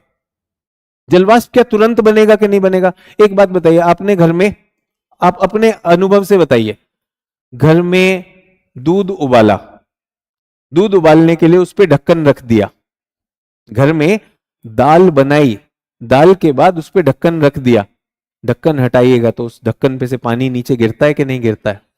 तुरंत ही वो बन जाता है कि नहीं बन जाता? ये हम सबके साथ होता है, ये हम सबके साथ होता है। सवाल क्या पूछ रहा है? सर तुरंत बन जाएगा या थोड़ा समय लेगा? सुनो, 4.6 अरब पहले की बात। और जब हम बात कर रहे हैं आज ही दिल्ली में, आज ही दिल्ली में अगर बहुत ज्यादा गर्मी हो, सभी लोग सोचिएगा, आज ही दिल्ली में बहुत ज्यादा गर्मी हो और पानी वाष्पित हो, तो शाम को आंधी और बादल आ सकते कि नहीं हो सकते? तो वाष्पीकरण तो आप बचपन से देखते हैं, आप लोगों के सामने होता है, लेकिन यहां बनता है न्यूक्लियर फिजिक्स। सर वो उसी टाइम हो जाएगा? सुनो, उसका सिंपल सिद्धांत बताता हूं। जल वाष्प पानी में कब बदलेगा? एक तापमान होता है, उसको क्या कहते हैं? कंडेंसेशन पॉइंट कहते हैं कि नहीं कहते? पानी वाष्पित कितने तापमान पे होता है? 100 पे होता है। 100 को क्या कहते हैं? बॉइलिंग पॉइंट कहते हैं, उबाल बिंदु कहते हैं, स्कूल में पढ़ा, उबाल बिंदु। पानी वाष्पित हो जाएगा किस तापमान पे? उस तापमान को कहते हैं उबाल बिंदु। वही वाष्प वापस पानी कैसे बन जाएगा? जब वो ठंडा होगा, किस तापमान पे? संघनन बिंदु, या अंग्रेजी में कंडेंसेशन पॉइंट। तो सर उसी टाइम होगा, बाद में होगा? भाई जैसे ही तापमान आ गया, कौन सा तापमान? कंडेंसेशन पॉइंट, इतना ठंडा हुआ एकदम बदल जाएगा, वो तापमान आना है। ठीक है, तो ये हुआ एटमॉस्फेयर। विश्वास रखिए मुझे भी पता है, और वो जो बैठे हुए हैं कि क्या इंपॉर्टेंट है क्या नहीं है, मैंने थोड़ा चुनौती बढ़ाने के लिए कि क्लास में आप लोगों की भी सोच लगे, आप सिर्फ ऐसे सोते सोते हाथ से लिखते रहे, वो ना हो, इसलिए किया। और चैट का दुरुपयोग मत करिए, पहली क्लास थी, आसान चीजें करा रहे हैं, एकदम बेसिक से लेके चल रहे। तो कल क्या कराएंगे, कल का भी बता देता हूं, पहले ही बता देता हूं। कल हम 2 चीजें करेंगे। ये जो वायुमंडल की संरचना और संगठन मैंने आपको बताया, तो इसमें आपने सुना होगा troposphere, stratosphere, mesosphere, ionosphere, thermosphere, NCERT में दिया हुआ है। मैं इसी को पढ़ाऊंगा क्लास में कि ये जो पढ़ते हैं, शोभ मंडल क्या होता है, समताप मंडल क्या होता है, उसके ऊपर हमारा मध्य मंडल क्या होता है, बाह्य मंडल क्या होता है, आयन मंडल क्या होता है, ये सारी चीजें बताऊंगा। उसी के बाद हमारे इन मंडलों में अलग अलग चीजें देखी जाती हैं। तो एक ऑरोरा करके एक बहुत ही सुंदर दृश्य गोचर होता है, उसमें प्रकाश होता है, ऑरोरा का प्रकाश, वो कैसे बनता है, उसमें सोलर पवन कैसे आती है, सौर पवन भी बताऊंगा। ठीक है, जब वो हो जाएगा तो हम ये देखेंगे कि हमारे वायुमंडल को ऊष्मा कौन देता है। ऊष्मा देता है सूर्य। तो सूर्य से हमारे वायुमंडल की जो ऊष्मा का आदान प्रदान है, उस प्रक्रिया को कहते हैं ऊष्मा बजट। तो कल मैं हमारे वायुमंडल के गर्म होना और ठंडा होना आपको सिखाऊंगा, एकदम बेसिक से सिखाऊंगा, यही मैं बता रहा हूं। आपको सूचना दे दी क्या करवा रहा हूं, क्या होगा, कैसे होगा, और जो भी करेंगे उस पे कुछ एमसीक्यू भी होंगे। आज भी हो सकता था, आज भी ये जो है क्लास में इधर उधर की बात करते हैं। रिक्वेस्ट है खेलना बंद करिए। और मैं बताना चाहता हूँ यहाँ पे बहुत सारे जो हैं कहीं पे कोचिंग चला रहे हैं, कई शिक्षक होते हैं, और वो जो हैं पहले किससे पढ़ा रहे हैं? ब्रह्मांड से पढ़ाता हूँ। मास्टर जी ब्रह्मांड नहीं पढ़ाए। देखो, जो मेरी शैली है मुझे उससे करवाने दो, आपकी सारी चीजें होंगी। हाँ, थोड़ा सा आपको इसमें मैं चाहता हूं थोड़ा पुश किया जाए ताकि आप भी सोचें। ठीक है, तो इनके सिद्धांत है, और ये भी दिखाऊंगा कि इन पे क्या प्रश्न आए हैं यूपीएससी में विगत काल में। बहुत बहुत धन्यवाद, ख्याल रखिएगा। क्लास का समय 9 से 11 है, आज थोड़ा जल्दी खत्म कर रहे हैं। Thank you.